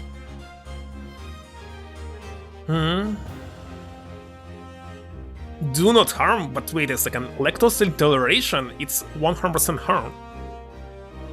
How many people have this gen, whatever it's called, when they cannot consume milk at any cost? There's no way anyone could hold both the bucket and the scepter at once. What?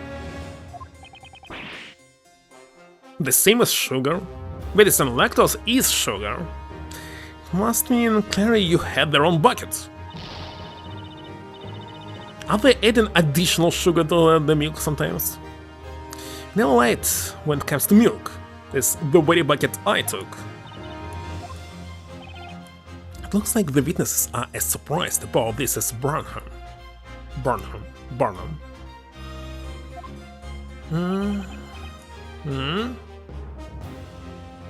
the defendant couldn't have been able to hold the bucket and the scepter at once. Also, we have already established that she was not holding a scepter in her right hand. Therefore, the defendant Miss Espella Cantabella was not holding a witch's scepter at any point during the incident, which means she can hold it in her mouth. But she must speak at the same time, like ventriloquist, whatever it's called. I said order! Still researching. Just what? What is the meaning of this? In all my days as judge of this court, I have never heard such an argument. These are but a paltry set of words, and yet they ring with such remarkable strength. Your Honor, what you just heard was a logic. By her tail, and she cast invisible spell on her tail? It's possible. Logic, you say? What's it with these two? They just silenced Inquisitor Barnum with mere words? Such foolishness. This must be some type of witchcraft. Wait, do you think? Could they be witches? Witchers. I understand that the concept of logic does not exist in this world. Right, and let's take this chance to knock the case down a peg or two. I'm worried if we keep this up, we'll all be tuning a spell in a one-way trip to the flames. Objection! What the heck is he doing again? Most intriguing, he figured out the way how she could hold this stuff, whatever it was. Scepter. A knight allows his sword to speak for him during battle. He has spoken with the sword of words. So be it, I too shall wield such blade. What do you mean? Sir Blue Knight, there appears to be a hole in this logic of yours. A hole? According to the early testimony, it was believed the accused had the lantern hanging from her wrist by the handle. However, she supposedly dropped it, hence it's being covered in mud. That's right. While that may be true, it does not necessarily mean the accused was therefore unable to use magic. It's merely a question of when she dropped the witch's scepter. What do you mean, Inquisitor Barnum? It's very simple, my lord. The accused was first holding the lantern, and the witch's scepter cast her magic. Then she dropped both the lantern and the scepter. The witch's scepter was dropped after the spell was cast. Of course, yes, it must be it. What say you, Sir Blue Knight? And it's but a taste of the knightly knowledge of the Inquisition. Oh, Sir Barnum cuts through that baker's witchery like a hot knife through butter. Exemplary. Expected nothing less from the hand of Barnum. To be able to shake that powerful hand someday. I still don't understand how they pronounce this word, Barnum. That Inquisitor isn't quite what he first appeared. Well, she's supposed to use to reappear, so Amara. Yeah, sure. Seems that way. Just a moment ago it seemed like he had never even heard of logical debate. Now he's suddenly using it against us. This guy is no joke, that's for sure. Burn him?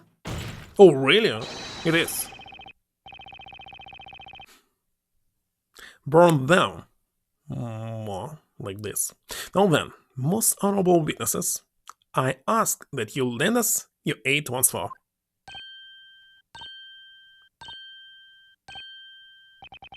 I request that you all testify to the court once more. Tell us which occurred first, the dropping of the lantern or the casting of the spell. What, they going to lie now? Witnesses, you may begin your testimonies. Tell this court in your own words about the sequence of events which transpired tonight.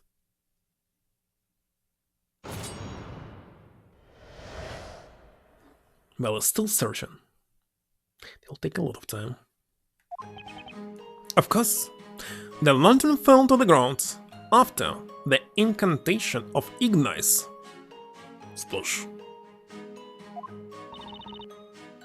I am as sure as snow is white, and made certain to keep my eyes peeled on that milk bucket after all. Besides, how can you be sure the lantern fell just because it has a little mud on it? These eyes do not lie. I saw the lantern in the accused's hand when the incantation was uttered. Figures. The testimonies are all over the place now. These 4 testimonies, they're most interesting. Witnesses all saw the same thing, and yet people's memories are evidently quite fickle. They can never be a truly reliable source. Well then, Professor, enough poking and brooding. I bet you can really cause their testimonies to crumble. Of course, not exploring their fickle memories to turn this thing around.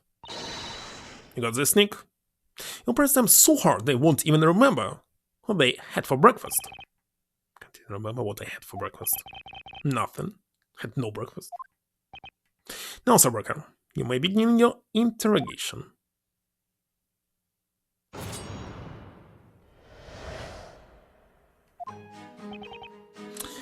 And I have some results. It might be very huge. Oh my gosh. Oh my gosh. It's huge. But I have some list. First of all, there's different type of acne. Oil acne, coal tar, chlorine. What the heck is this shit? Holy shit. It's very complicated, I must say. Dwarf? A wizard. He's jobless.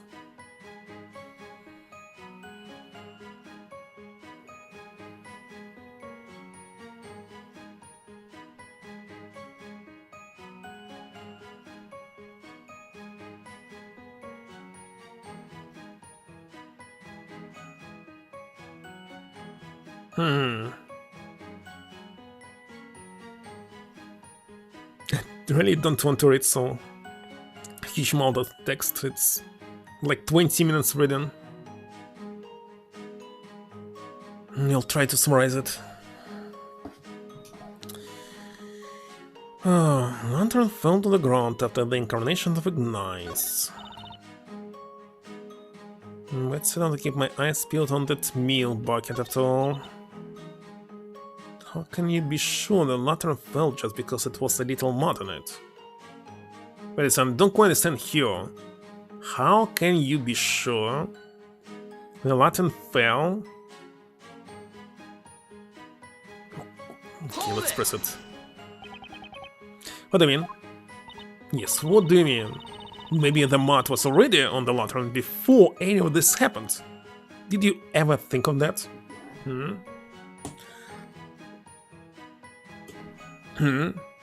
Adam's mansion? Here in the list, hormonal and endocrine fluctuations. That's right. Diet and supplements. Of course. Genetics and microbiome, so it can be genetic. Stress and sleep disturbance. Medications. Environmental factors. Friction and pressure? Do you know about this type of acne? Acne usually for me differs from blisters, for example. Cosmetics and household products. Occupational hazards, like these industrial oils. And behavioral habits. Improper shaving, improper shaving of my nose, but of course.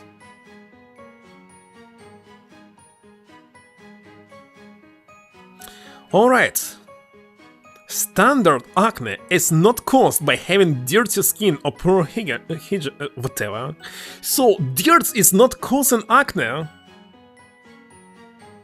So don't scrub the face aggressively, because it will worsen. I didn't know about this. So dirt does nothing. You can put dirt as much as you want.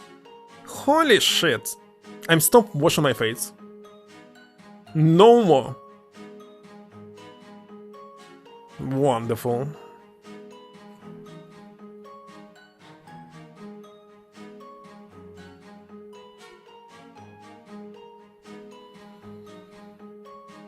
Okay, first of all, I wanted to know the percentage of lactose intolerant people.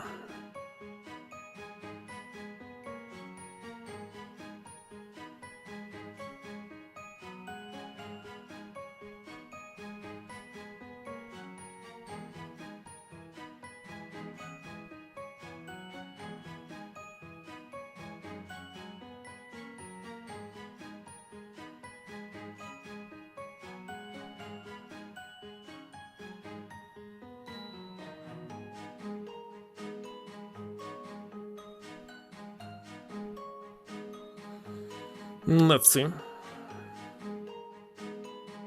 Soften soap with oils? Well, oil definitely can remove other oil on your skin. Not water. Water usually not removing it. So oil is the best. This I know for sure. But it's not all the answers that I have about milk. I wanted to know what is the percentage of lactose intolerant people in this world, approximately. Come on, it's what I actually have. I have 3 types of them. The regular one, red one, the white one, which is actually like industrial soap. Wait a second, how's it called? In Russia, it's usually like brown-gray, and so the black one is with some fragrance, or like toilet water. The best one is the black one. Okay, globally, 68% of the world's population has lactose malabsorption, the underlying condition that causes lactose intolerance. However, this percentage varies drastically depending on your geographical region. Alright, so 68% cannot drink milk at all by default. So 32% of people, each third one, can drink it. In this case, why do you need milk? Alright, that's about genes. Genetic stuff. Now I want to know about acne. There's no information about acne. Household soap. Not good for face and heads, but that's exactly what a white camo is. Well, it smells like this for sure. So I believe it's the same, but who knows?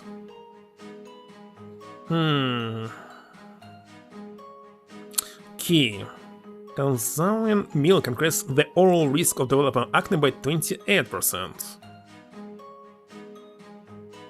And depends on type of milk, but of course we are talking about whole milk, not skim, etc.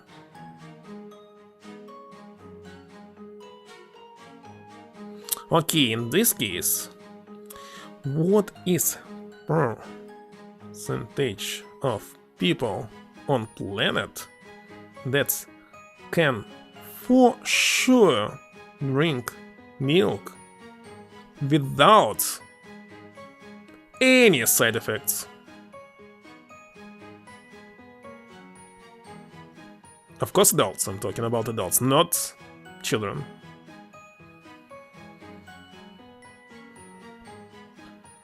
So, not a single side effect.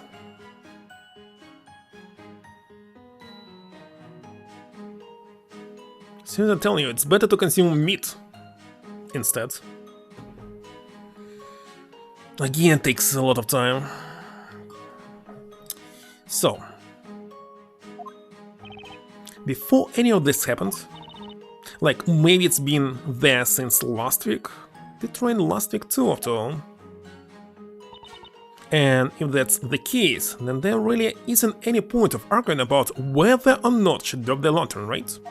That was damaged, isn't it? What say you, Defender?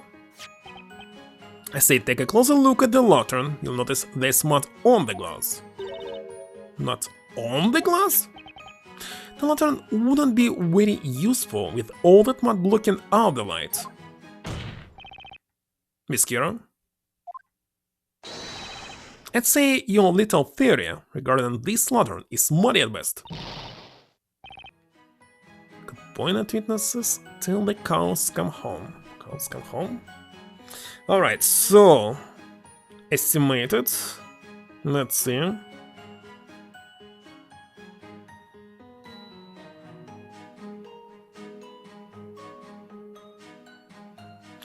You must not drink milk if you're living in West Africa, by the way. 100%. It'll be not good for you. But in globally, less than 30% of adults can drink milk without experiencing any side effects whatsoever. So, chances that you should drink milk are very small. Around 90? But that wouldn't turn this testimony into anything I can use. Got to find a lead somewhere. Lead. Listen, you mean that I need to press all this? I didn't want to skip it. The statements. The testimonies really are all over the place.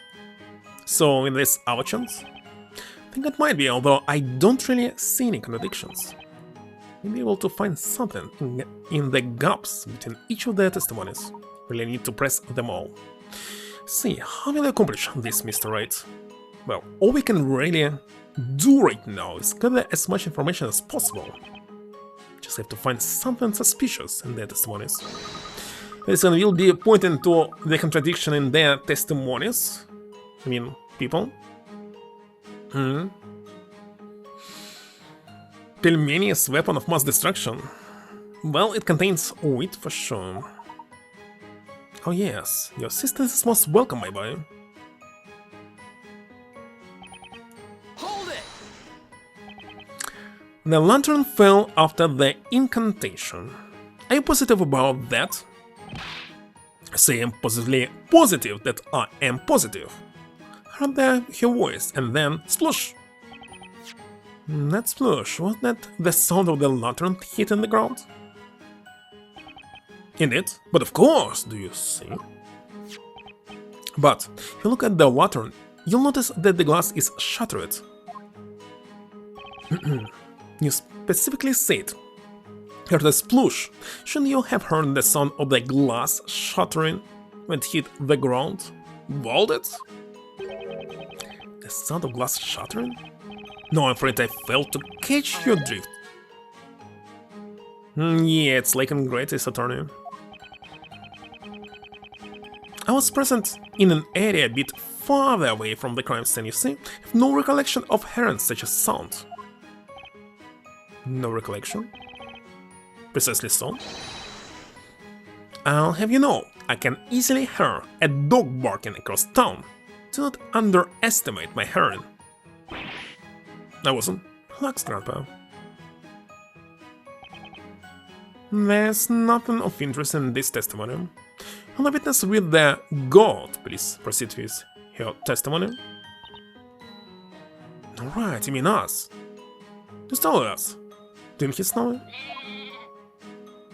Why they didn't tell us what's going on? Maybe it'll happen later. Hold it!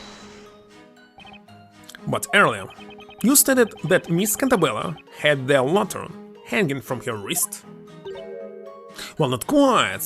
We didn't say for certain, we only believed it was on her wrist. Believed?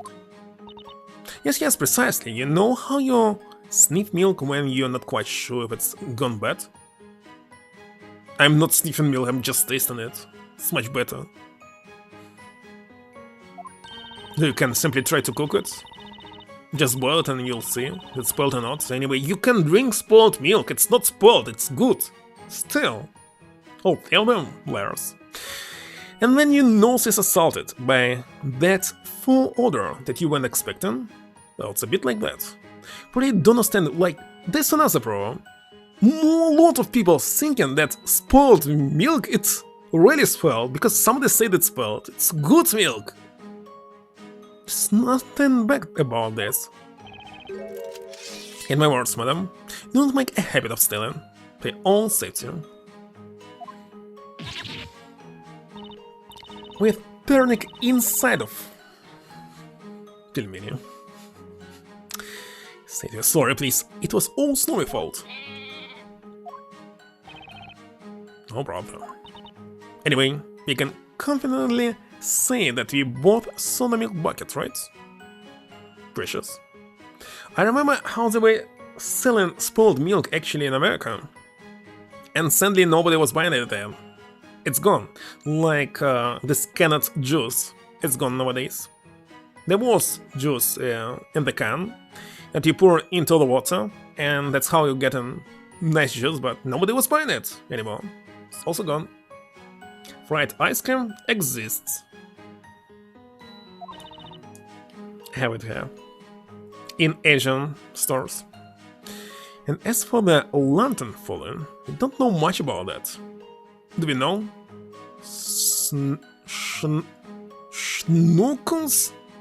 Schnookums? What the heck is this?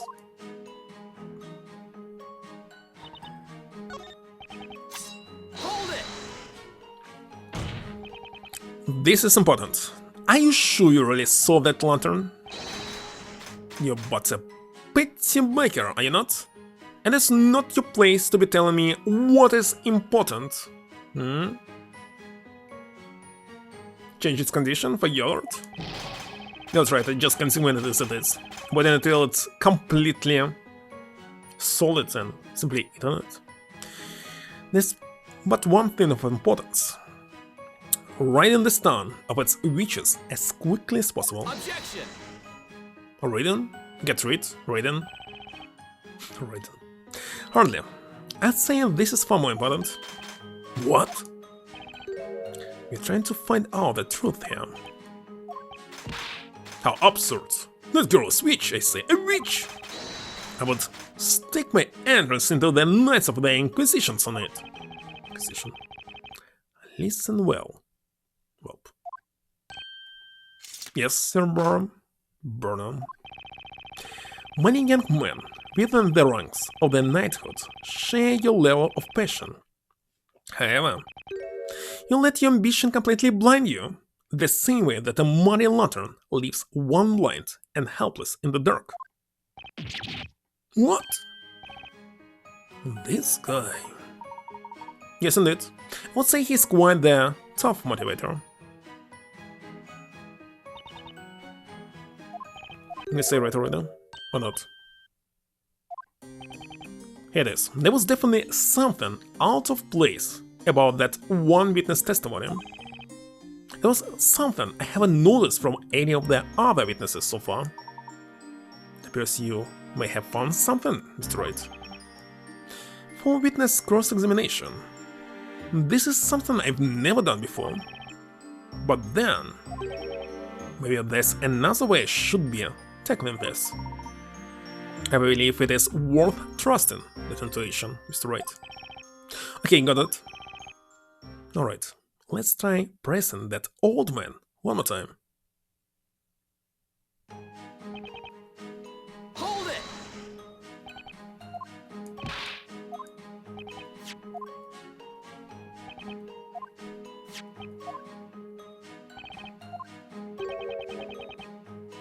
The sound of glass shattering. No, I'm afraid I failed to catch your drift. Hold it! There it is, right there. I knew I heard something strange. But old grey bird didn't say anything weird. Maya, it's not the old guy that said something weird. It's the person next to him. Next to him? There, Professor. The God Lady. She looks really deep in thought. It would seem she has noticed something odd in this elderly gentleman's testimony. That's right.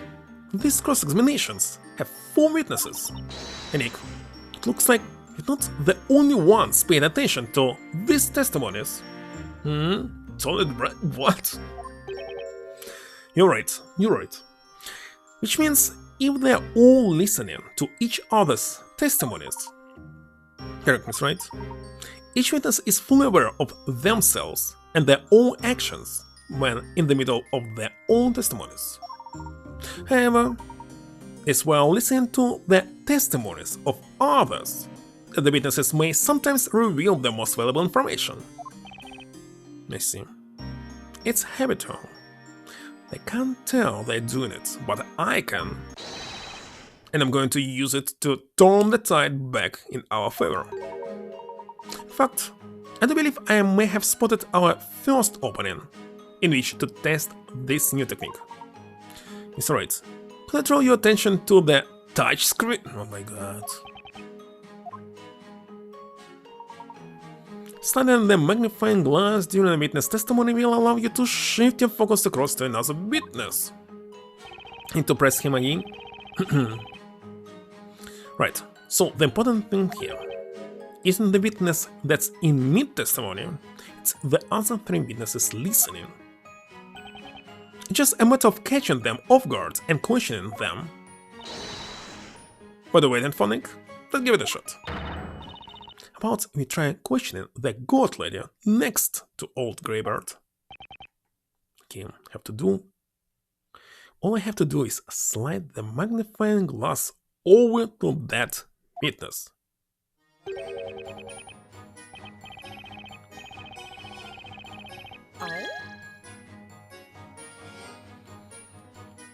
I really need to use stylus for this.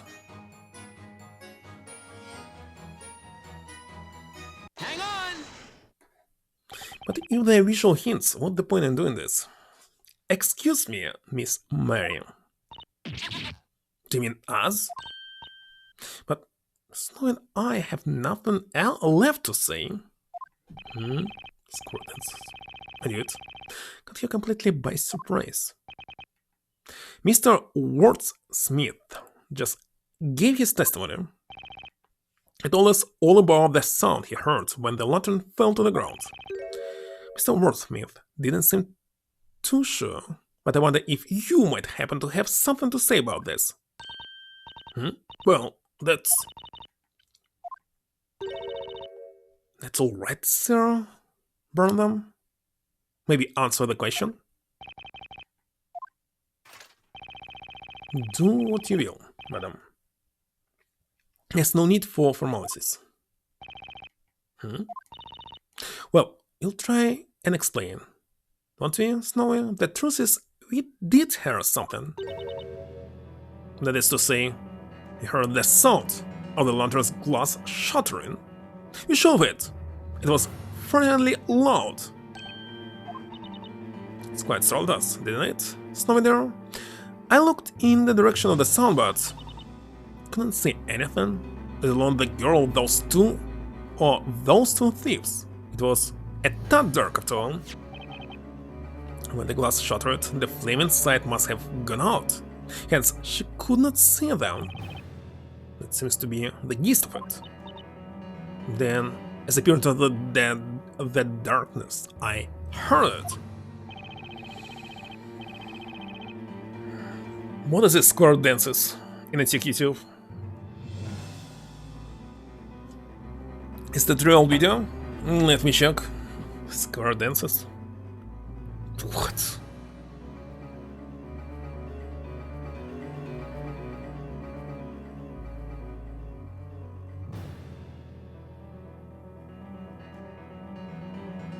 And should be the old? Are you talking about Dance Dance Revolution? Hold on, what is this? Squirrel dance is a thing. It exists. Traditional square dance. Video square dance lessons. Alright.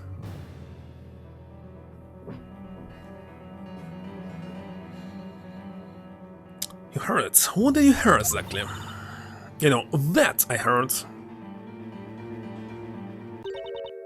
The incantation for the spell Ignace. What? Did you just say?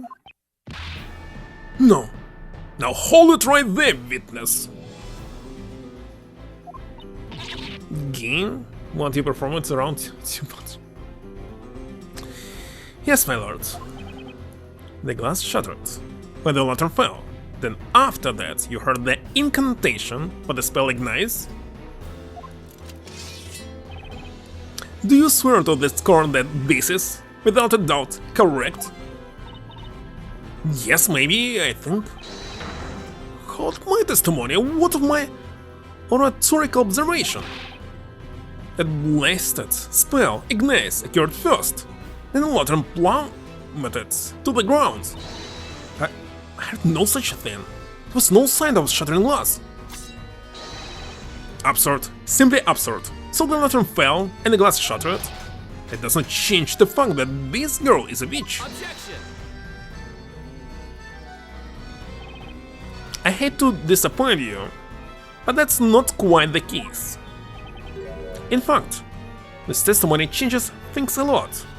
Don't you agree, Inquisitor Barnum? What is the meaning of this? Let's go over what we know so far.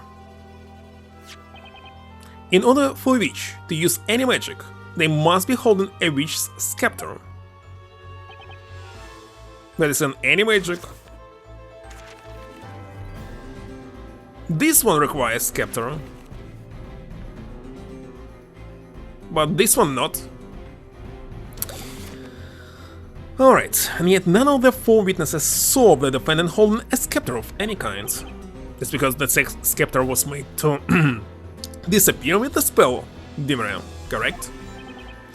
At the time of the crime, the two victims grabbed Miss Cantabella's arm, causing her to drop the lantern onto the ground. If at the time she was in fact holding an invisible scepter, then the scepter must have fallen when she dropped the lantern. Now let's say, hypothetically, that Miss Cantabella really is a witch. In order to use any magic, she would have had to recite the spell before dropping the scepter. However, she could simply grab it after losing the lantern. As our witness, Miss Miriam, has just stated in her testimony, she heard the incantation for Ignites after her and the lantern's glass shattered.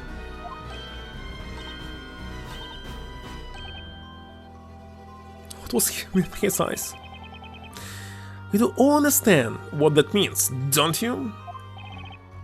It means that Miss Cantabella, the supposed witch you've looked up, could not possibly have cast any magic. Therefore, defendant, Espella Cantabella, is clearly is no way, shape, or form a witch.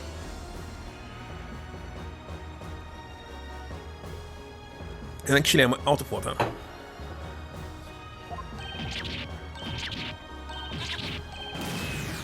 What? Whatever. Such frivolity. Do you realize what you're insinuating? You really think she is not a witch?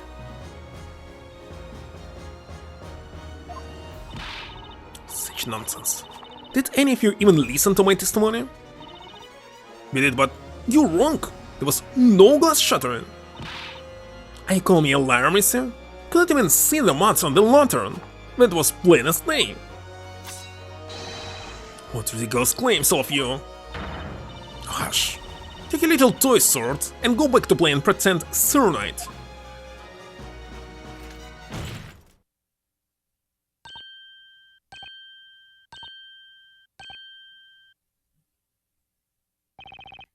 Witnesses. this is a court of law, not a playground. Must remind you of the importance of these proceedings. Witches and their magic threaten our fair town of Labyrinthia. Your words here today could decide the fate of every single citizen within our walls. Do you understand? As such, I expect each of you to take your role seriously and testify honestly about what you saw.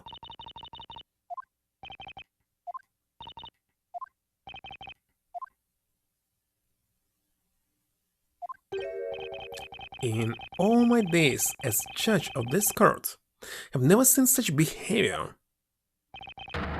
Behavior that leaves a cloud of doubt over the credibility of each of your testimonies. Indeed, my lord, quite a miserable set of witnesses, this lot.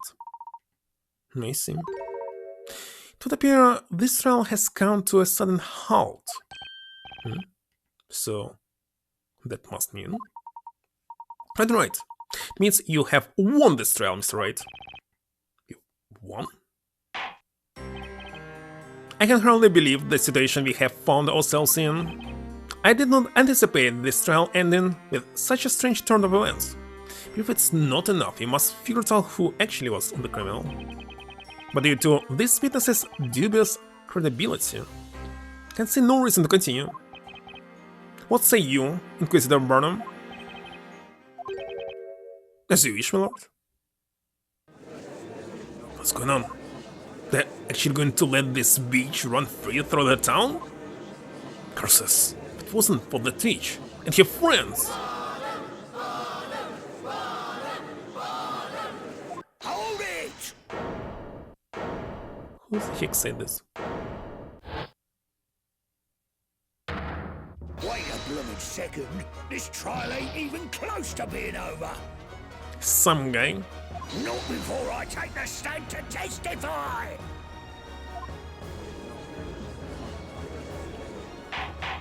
Order! Order! Who is this buffoon? Behold! Who am I, you ask? Who am I? Why? I'm the man that's gonna single-handedly save this trial. I'm the fifth witness. Say what? What? Even Barnum didn't see this one coming. Just as I thought. This trial was going down the drain before I got here. Okay, Wilot, assemble. We need a strategy meeting as soon as possible. I say, who are you?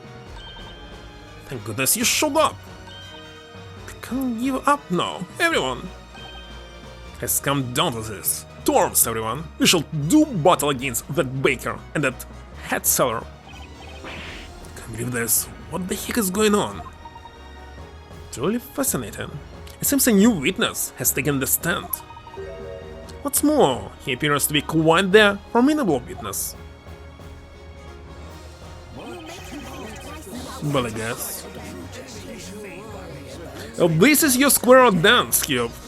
Alright here. This trial is still far from over. They're really doing this.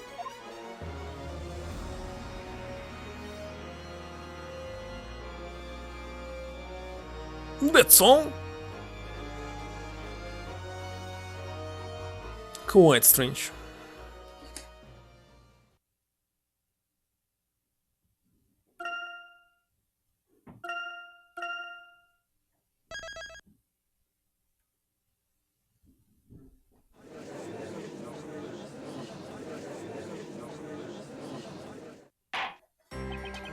Well then, we'll now continue with the trial of Aspella Cantabella.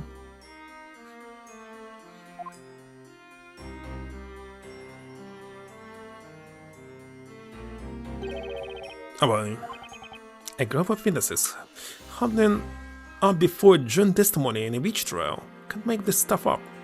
So, actually thinking that who the heck was the real criminal, we'll figure it out only at the end of the game. But not right now, because how is it possible? Visitor Burnham, if I may ask you a question. Yes, my lord. We now have 5 witnesses on the stand, so I must ask.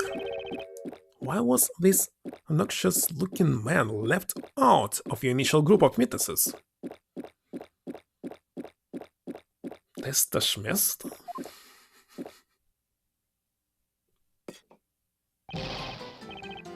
Well, that's right. Burnham, they're just cold-blooded, balding. There's but one reason, my lord. I didn't know this witness even existed. No? You, sir, failed to come forward. When we were asking for witnesses for this very trial, you were nowhere to be seen. It's because I didn't hear a peep about it. And it's usually around at night, except for maybe at Rock's Tavern. So you're basically telling us that you were up all night drinking. Anyway, it's all water under the bridge now. So far as I'm concerned, just leave the rest to yours truly. During the last interrogation, the offender brought forth calm, surprising proof. Namely, that there was a little possibility the accused could have used magic. I've never heard such a claim. It must be the doing of this logic. Not rubbish.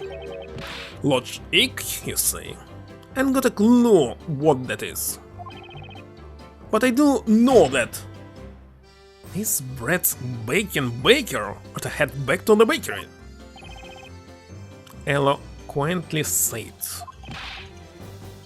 Grams, give me and my partners over here a chance to speak. You wanna know how this witch managed to be holding that scepter, don't you? When you say Grams, you don't mean me? Would you? Well, don't say anyone else meeting such a description. Well, we'll show you she's a witch. Oh, that snowy beautiful white coat on it. And guard. This means that this god will be dead after the trial. They said skin. Alright, Tim, let's do this. Witnesses. That. Yes, well, let us proceed with the testimonies. Why do I feel like I've totally lost control of this situation?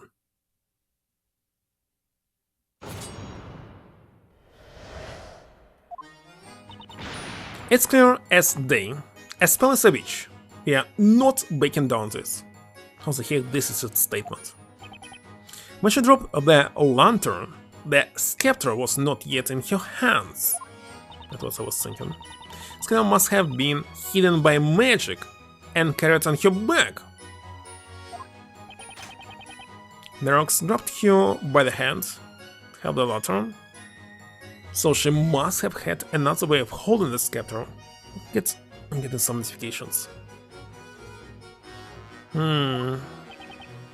Let's see, the girl just put the bucket down on the ground and picked up the witch's magic stick. What should I say about this? So she had the witch's scepter behind her back, on her tail. Beforehand, she then dropped the lantern and reached for the scepter after it fell. That's in the case, it must have been possible for the accused to have used magic.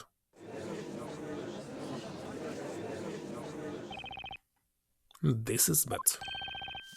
Thanks to this guy, now all the witnesses seem extra determined to pin this thing on a speller.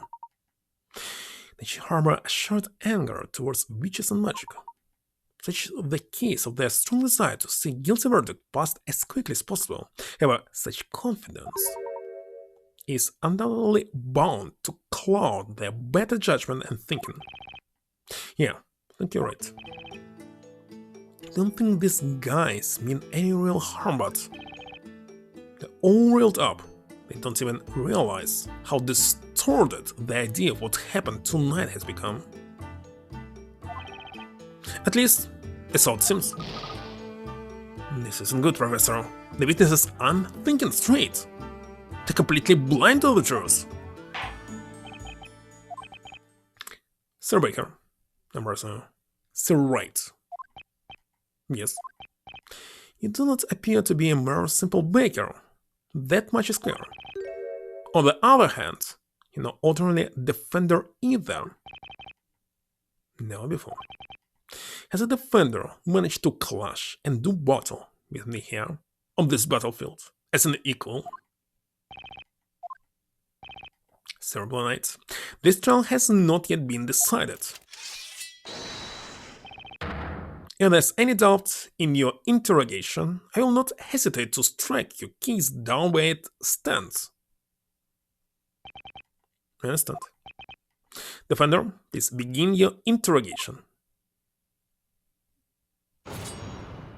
You don't need to check what they say.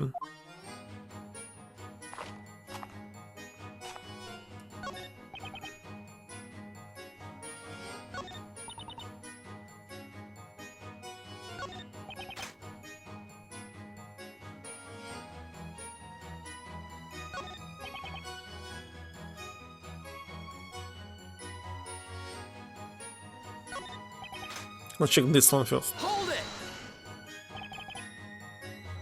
Hey, alright. What? Why? Why? Well, for one thing, you're hiding behind what I assume is a shield. Well played, Blue Knight. You managed to see through my steel guard technique. You still... what technique?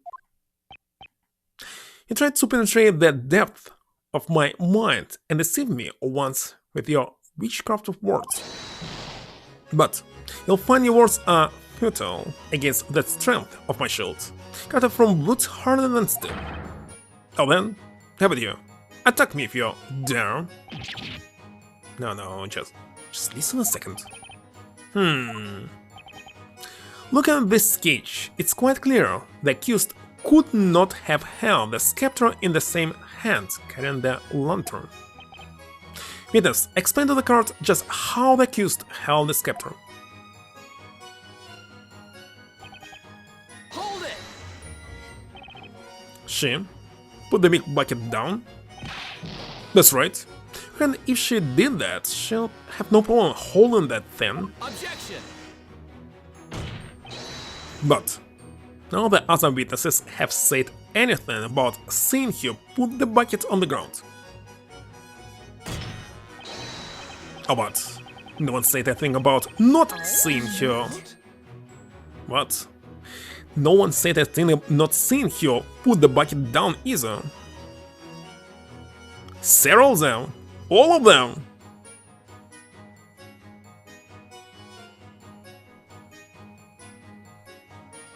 Not seeing her put the bucket down. Hang on! Excuse me, Mr. Knightley. Tell me, what do you think about this witness testimony just now? He claims the accused placed the bucket on the ground. No one has said anything about this until now.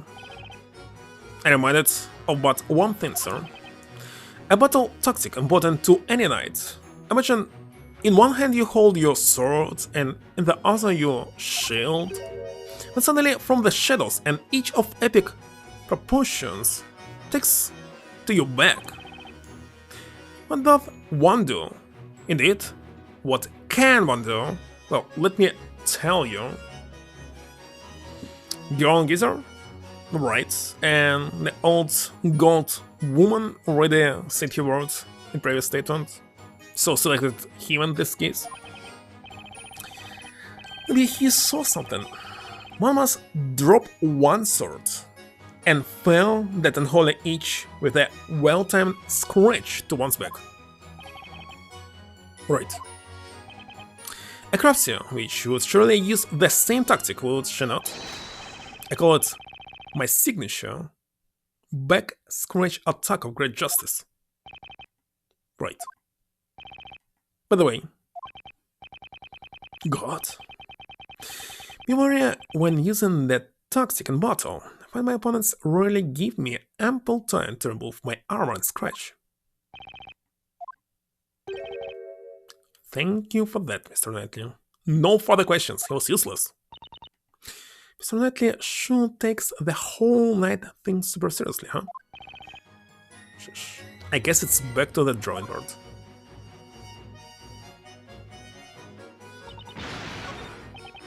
Okay, one more time.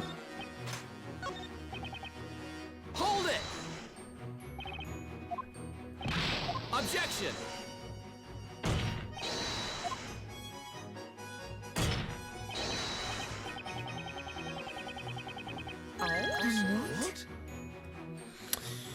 Okay, looks like I need to check simply everyone. Hang on! Excuse me, Mr. Wordsmith. What is it? Oh, boisterous blue one. What? Tell me, what do you make of this witness testimony just now? He has stated that the defendant put the bucket on the ground. The other witnesses never mentioned that. Let me tell you something, young man. Long have I lived and prospered. In that time I have forgotten much. Dreams, aspirations, even love. I simply forgot about that milk bucket. Like one would forget about a single drop of water within the bucket that is life. Thank you for that, Mr. Wordsmith. No further questions. Still don't understand a single word that comes out of his mouth, Nick.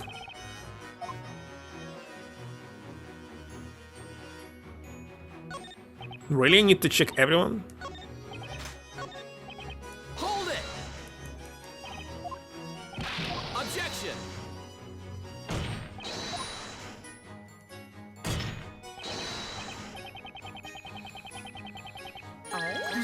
Talbot? Okay, let's ask him. Hang on!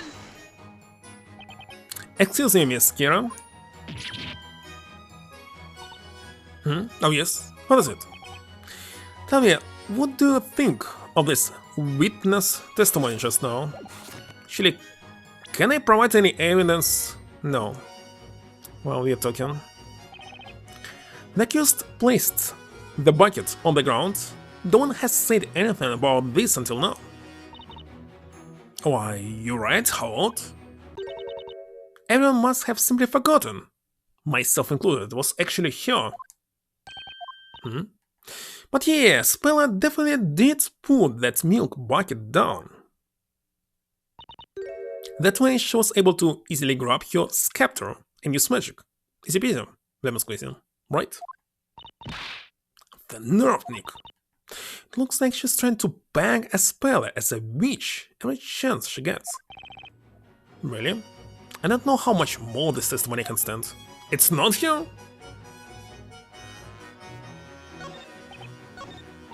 No, I don't know. Hold it!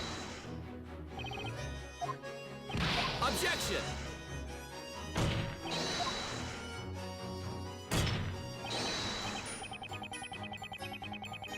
What? Culprit.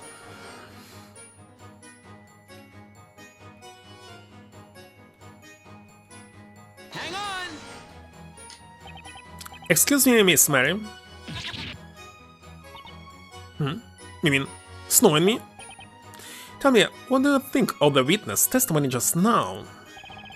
The accused placed the bucket on the ground. No one has said anything about this until now. Oh, that! It must be how it happened. The hero probably placed the milk buckets on the ground, yes? Objection!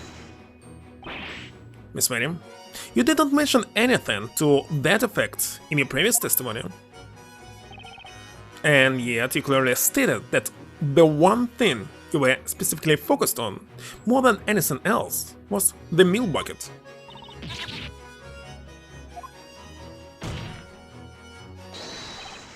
Ergo, you should be able to confirm to the court whether or not the bucket really was placed on the ground. Objection! One's memory is not flawless, Sir Blight. Pay attention to what the witness was saying. The accused probably placed the milk bucket on the ground. There's the possibility such was the case. Yes, that's right. Isn't it my little cuddle pumpkin? I knew it. There's something fishy about your testimony, but...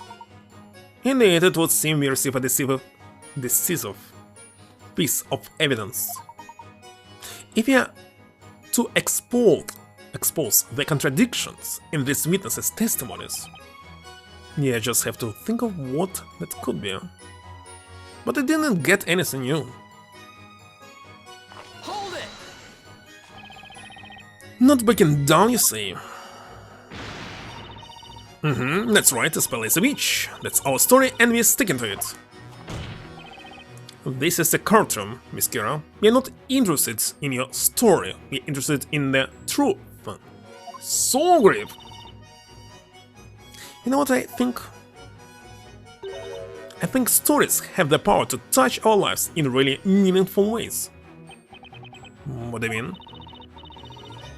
Last year I read a book about a flower girl who brought peace to the world with all the pretty flowers she sold. Impossible. Because of that story, now I tell myself, Kira, one day you'll fill the world with beautiful flowers of your own. But you destroy these flowers by picking them up. And it's the first. And the second, what's the heck is flower?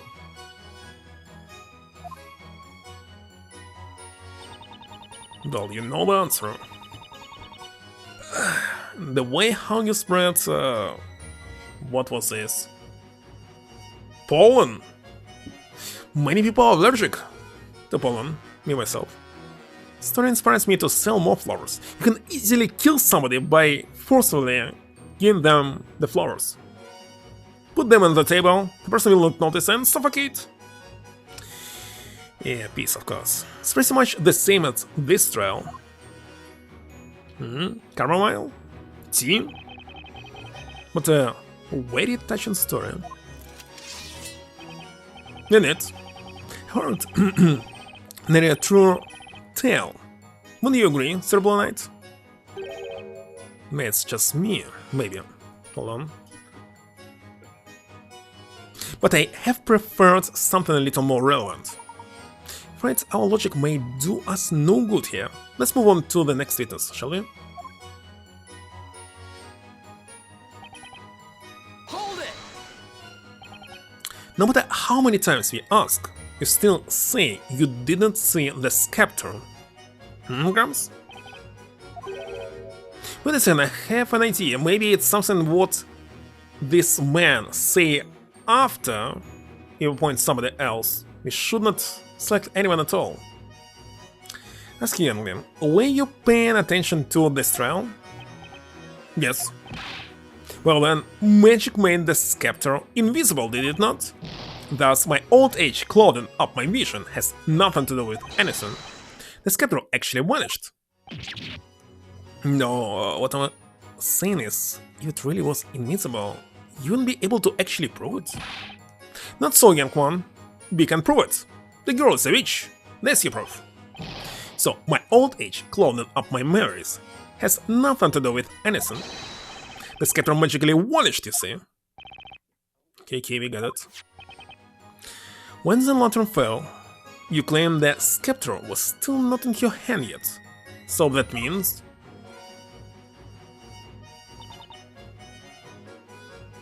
Hold it! The witch's scepter was behind her back. Well, it's like my little snowflake here. Whenever my darling gets too heavy, hoist him up and carry him on my back. What? Witch pig? You mean your baby goat, right? Yes. There isn't a cuter little goat in this entire courtroom, right, Precious? I know it's been asked already, but you didn't see the witch's scepter, did you? Well, no, but must have been made invisible by magic and then put on her back. You know, Snow is still such a tiny little thing. If I put him on my back, you can hardly see him. Hardly see the point of that comment.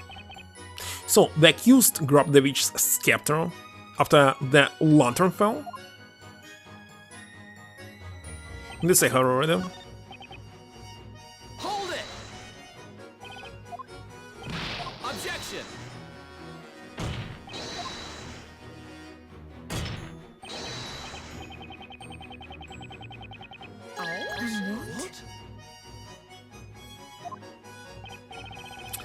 Well, yeah, but... There you go. Yeah, a lot probably just didn't see it happen. That's all. Still can't select them. Never question witness. That's what me Papi always said.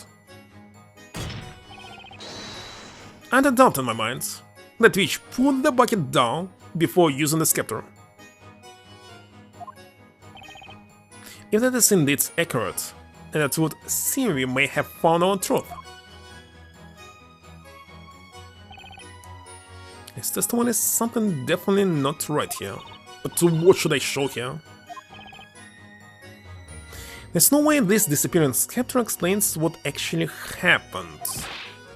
I mean, no one saw anything. How can anyone prove it was there? This is starting to get really annoying. I can tell all they want about invisible scepter, but no way is anything sleeping under my radar. Thinking how this works will help me, but I can't see. I don't believe that is correct, Mr. Wright. Somehow we must find a clue that can lead us to another opening, but I see here I cannot see any clues. I think Mr. Personality over there may be the key to doing just that.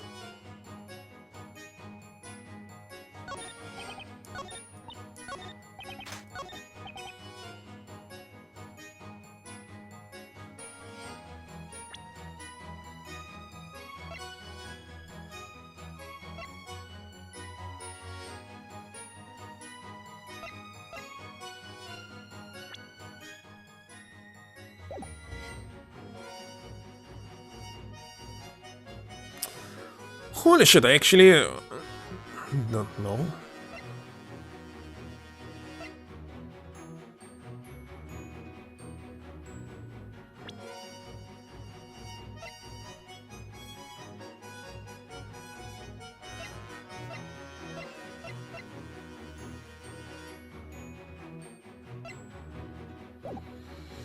Hold it!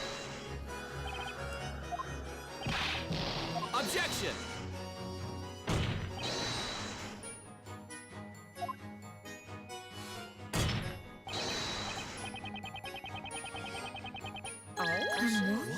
What's the point in... There are a lot of probably just didn't see it happening, is all.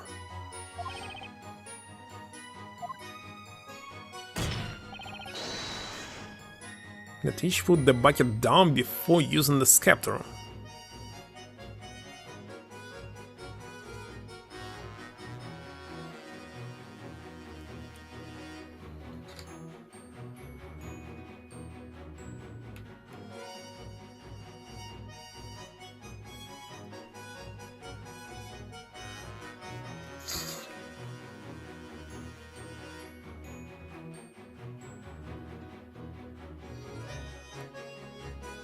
Hang on!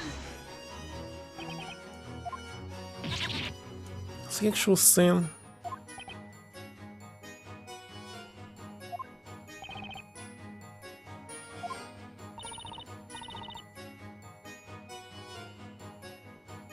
Oh wait a second, I can switch between them when this happening?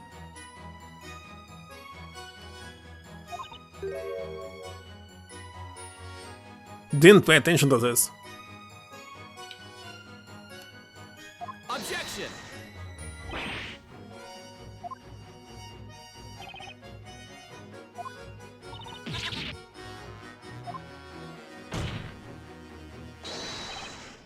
Objection! Let me check this. How can I use it?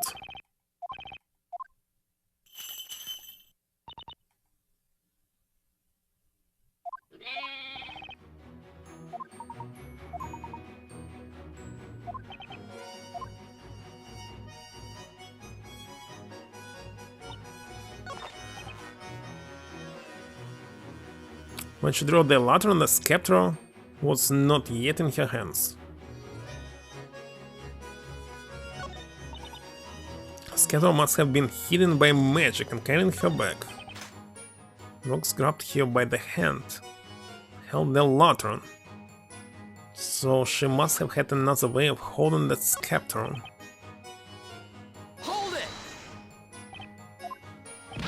Objection!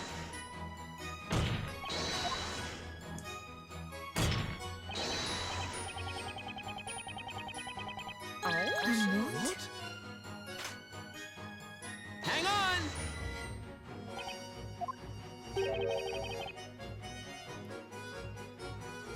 Hang on!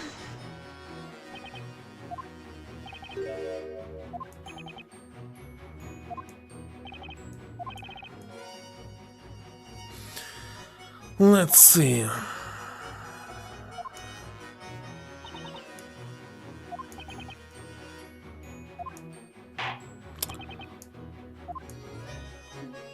Why the heck I click on this?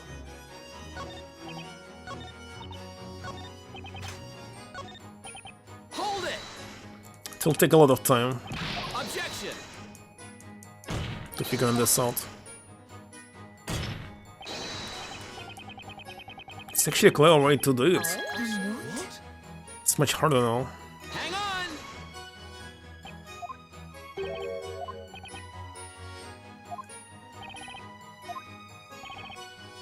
I'm reminded of but one thing. Battle tactic. It's definitely not it.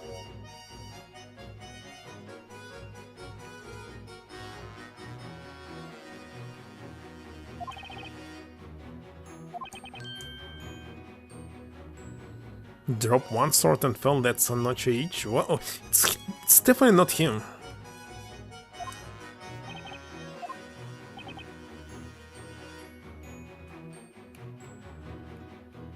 Let's just look at them.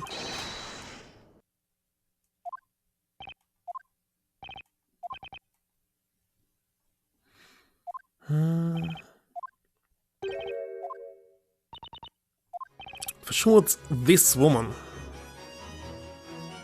With the god. Gosh, it's already too late. I saw it. Hold it! As soon as possible. Hold it. Hold it. What's going on? Objection! Somebody's stuck here, I don't know yet. What? Hang on!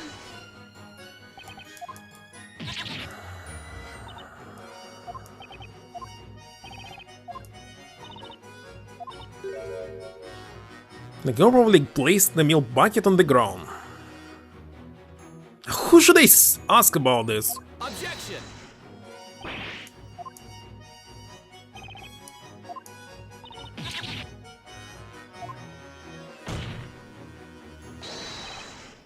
Objection! Put your bucket on the ground. What should I...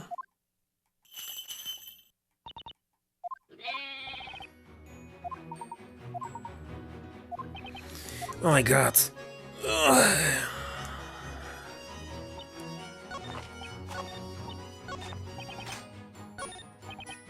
Hold it! What's the heck in this case? Why it's so different from any other Saturn game?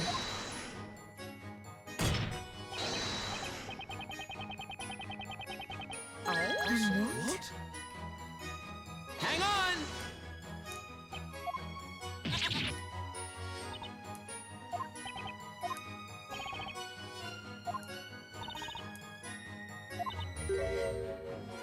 The girl only placed the milk bucket on the ground.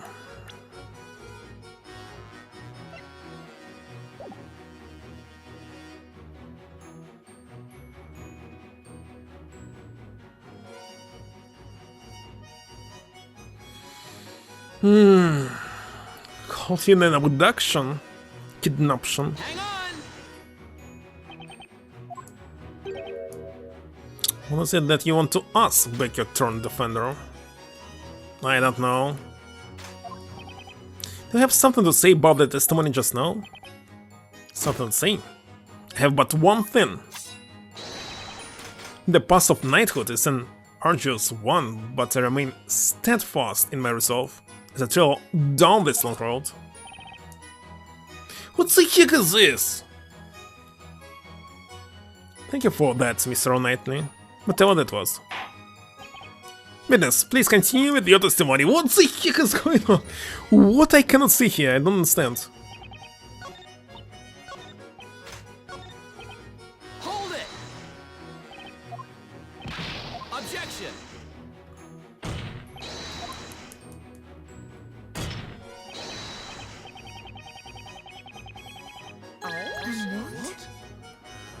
Let's ask your Hang on! poke on spell.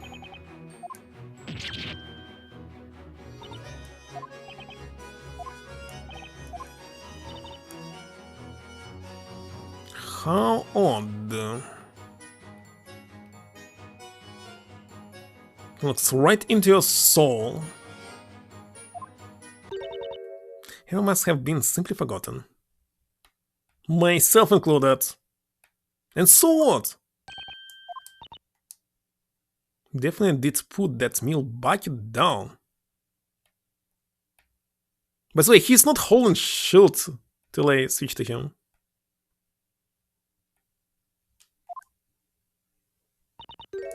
That way she was able to easily grab his scepter and use magic.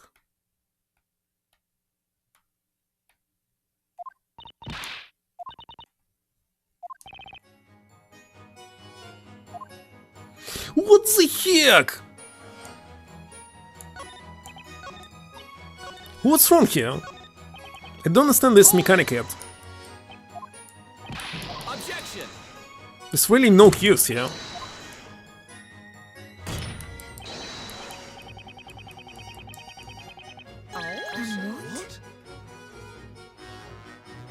Hang on!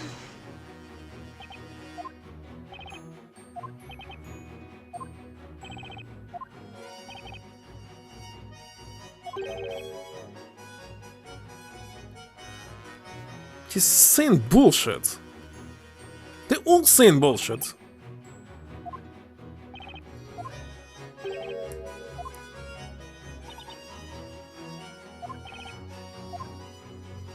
Should I continue tomorrow? Maybe I should.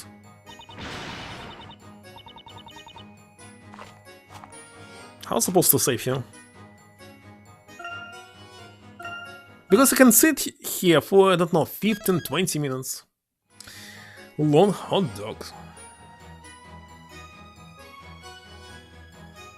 Don't really want to use any hints. Already playing almost 10 hours.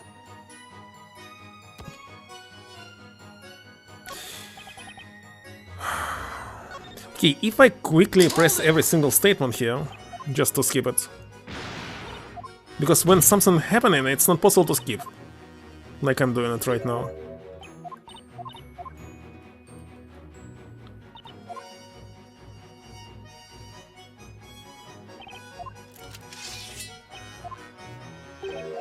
And if it's skipping, it's nothing else. It's only about the last one. Why is it possible to pinpoint somebody when you switch into them? Ugh.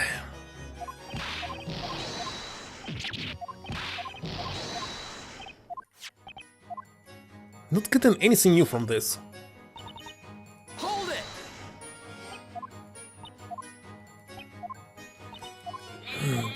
By the way, got about one thing. Where's my button?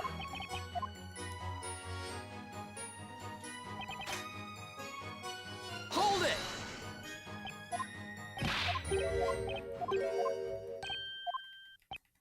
Stupid techniques that nobody... Wait a second, I need to pay attention...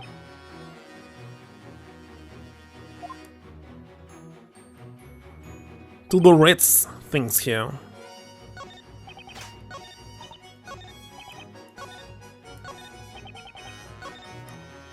Hold it! Was there anything red here? Zip Watcher?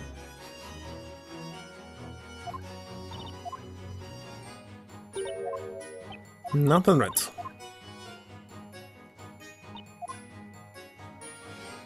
I cannot see it properly.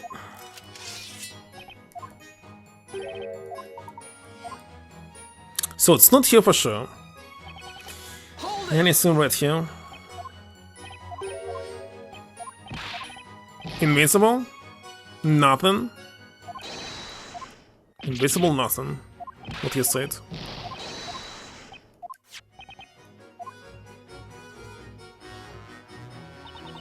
Hold it!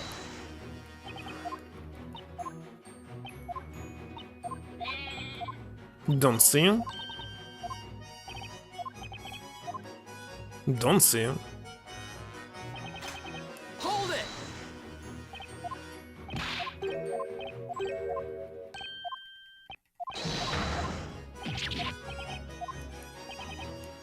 Could not have held.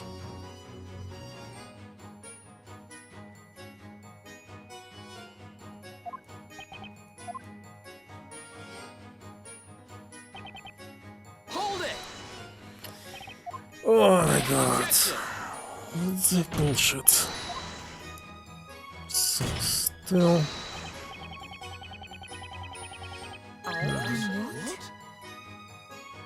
No one said a thing about not seeing you put the bucket down either. If we continue, the slot probably just didn't see it happen.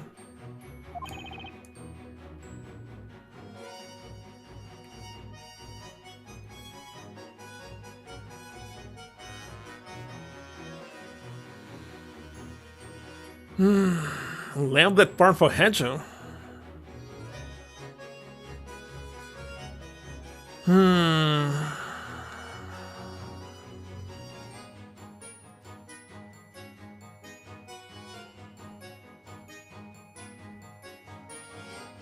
I don't know.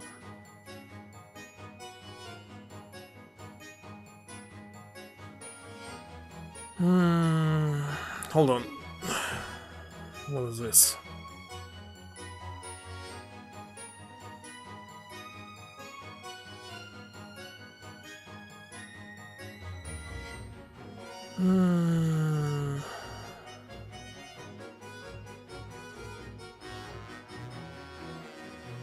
No, bullshit.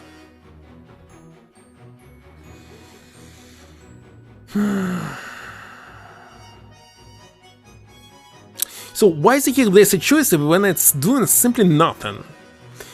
He said that he saw nothing. There also was something red. Nothing red was only for here.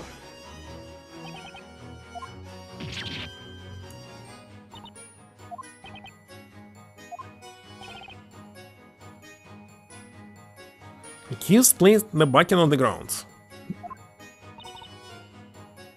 How odd. He must simply forgotten. Myself included. And I can ask maybe you?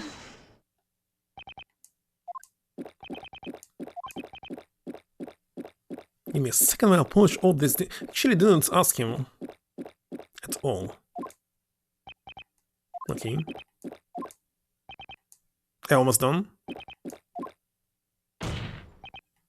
How much more do you have left? Never mind. Let's just move on. It was not it.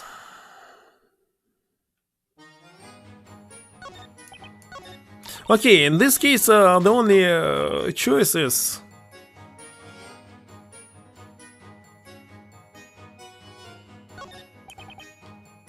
There's simply nothing about this. It's just misleading. It's just misleading. Let me check all the profiles first of all. Defendants, accused of witchcraft and killing a man. Alright. 2 victims, killed with magic and threatened defendants. Witness, passionate about becoming a knight. Witness seems to have fixation with the goat milk. Lost the glasses. Hold on. Unemployed. Goat's milk. It's completely different here. Mysterious old guy totally detached from reality. Suddenly barked. Decided to testify. You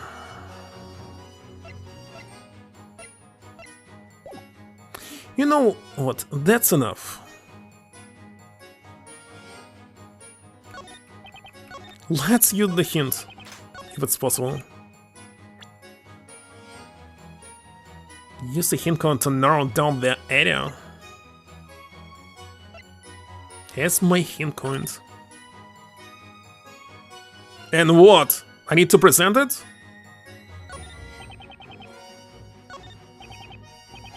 Oh, wait a second, it's hint coin that I must present something here. Oh my god. I thought there's something much deeper. So I need to present something here. Present? It's even showing what I can present? Oh my god. Objection! I'm not going to use hints anymore. So there will be some text, something. Friends, what really happened is not quite so simple. Not? What you talking about? It had only just stopped raining moments before the crime took place. As a result, the ground was very muddy. There's no mud, but of course. I completely forgot about this. If Miss Cantabella really placed this bucket on the ground like you claim she did, then it should be caked with mud, just like the lanterns was after it fell. I did save already. I want to replay losses.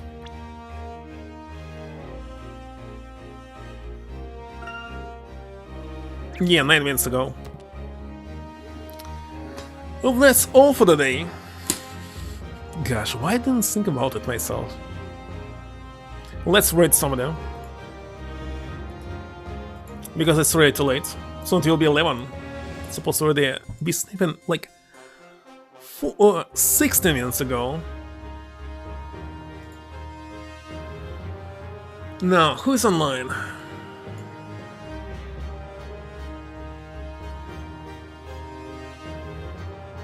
Who are all these people again?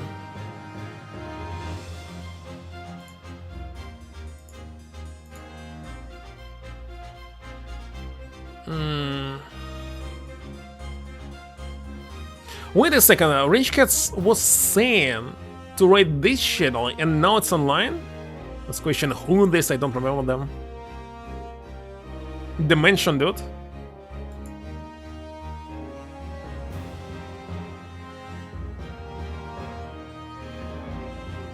Alright, let's rate.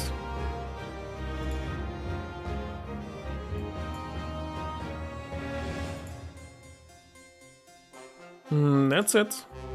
So, thank you for stopping by, Cube, and everyone else. See you tomorrow for sure.